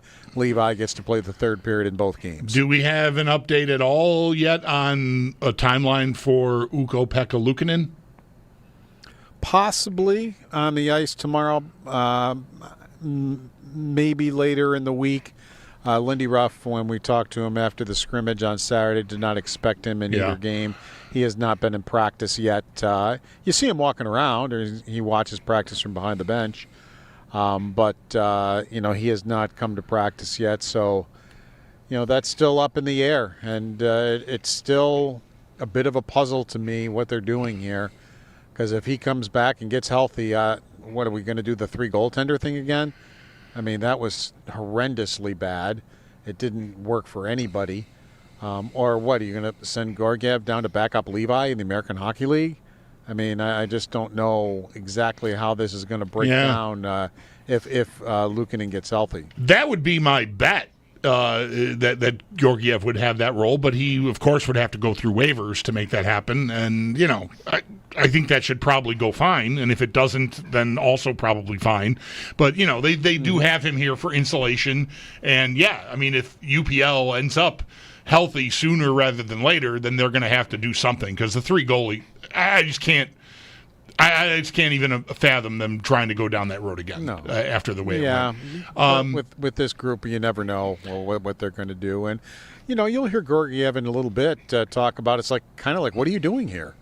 And he basically felt this is the best opportunity from him. And since he didn't sign until the middle of September, you have to wonder to yourself, is this the only opportunity for him? He had a long conversation with Lindy Ruff before he ever signed, and here he is. Paul, I know we'll have, obviously ample time between now and the opener to sort of ease into Sabres mode, but this is, I feel like, our first conversation. We talked to you when both Adams and Ruff spoke, but there wasn't anything on the ice yet. So only a few days in, are there any observations you'd like to share that stand out from what you've seen prior to preseason game 1, which goes tonight in Columbus? It's a lot of drills and a lot of, as you expect from Lindy Ruff, a tough camp. You could tell the scrimmage Saturday, Lindy Ruff on purpose. I mean, he really worked these guys hard. So by the time they got to the scrimmage on Saturday, their legs were like lead. And you could see as you were watching it, and that's what he wanted. I mean, he wanted them to go out there like they're in quicksand because he said that's what happens in the regular season. And you got to learn how you're going to deal with it. You can't just say, well, we're tired and our legs are heavy, so we're going to lose this game. You got to figure out a way to do it. So he purposely wanted them in that kind of condition, and some handled it probably better than others did on Saturday, but it was very obvious they didn't have their legs. A guy who did have his legs, I thought, was Yuri Kulik. You know how Lindy Ruff talked about last year that he wants to get him to shoot more with that elite shot that he has, and it was interesting. He caused a turnover right at center ice and just immediately got into transition, went straight forward, up the ice. It wasn't like he had a breakaway, but he got himself into the slot and just let it go. Sure enough, he scored, and because he does have that heavy shot, and he scored on Lyon, and it's like, okay, maybe Lindy Ruff has gotten through to him that we want you to shoot. You don't always have to pass the puck off all the time. And, I thought he was quick. I thought by far that was their best line. Doan also scored. It was a power play goal, believe it or not. And it was just one of those deals where, why did he score? Because he was standing at the crease. He was in the crease, as a matter of fact. That's where he hangs out. How many times have we seen pucks go through the crease and no Sabre to be found? But that puck came because of Byron came through the crease, and he tapped it into the empty net because he was in the crease and standing there. So that's something you can expect out of Doan, is to be around the crease, to be a pain, to have the other team annoyed at him. The more they're annoyed at him, the happier he is. So, that's the kind of player you got in him. Did I miss? I'm not sure I didn't. An update on Alex Tuch here, Paul. I know you wrote about him on Saturday. What's his timeline? That was his first practice. In order to get those heavy legs, one of the things he did was practice the team that was playing in the scrimmage. They practiced first, had maybe a half hour, and then started the scrimmage. So Alex Tuch took part in the practice, and since it was his first practice, he took part in the whole thing, but Lindy Ruff didn't want to put him in a scrimmage then, after just his first practice.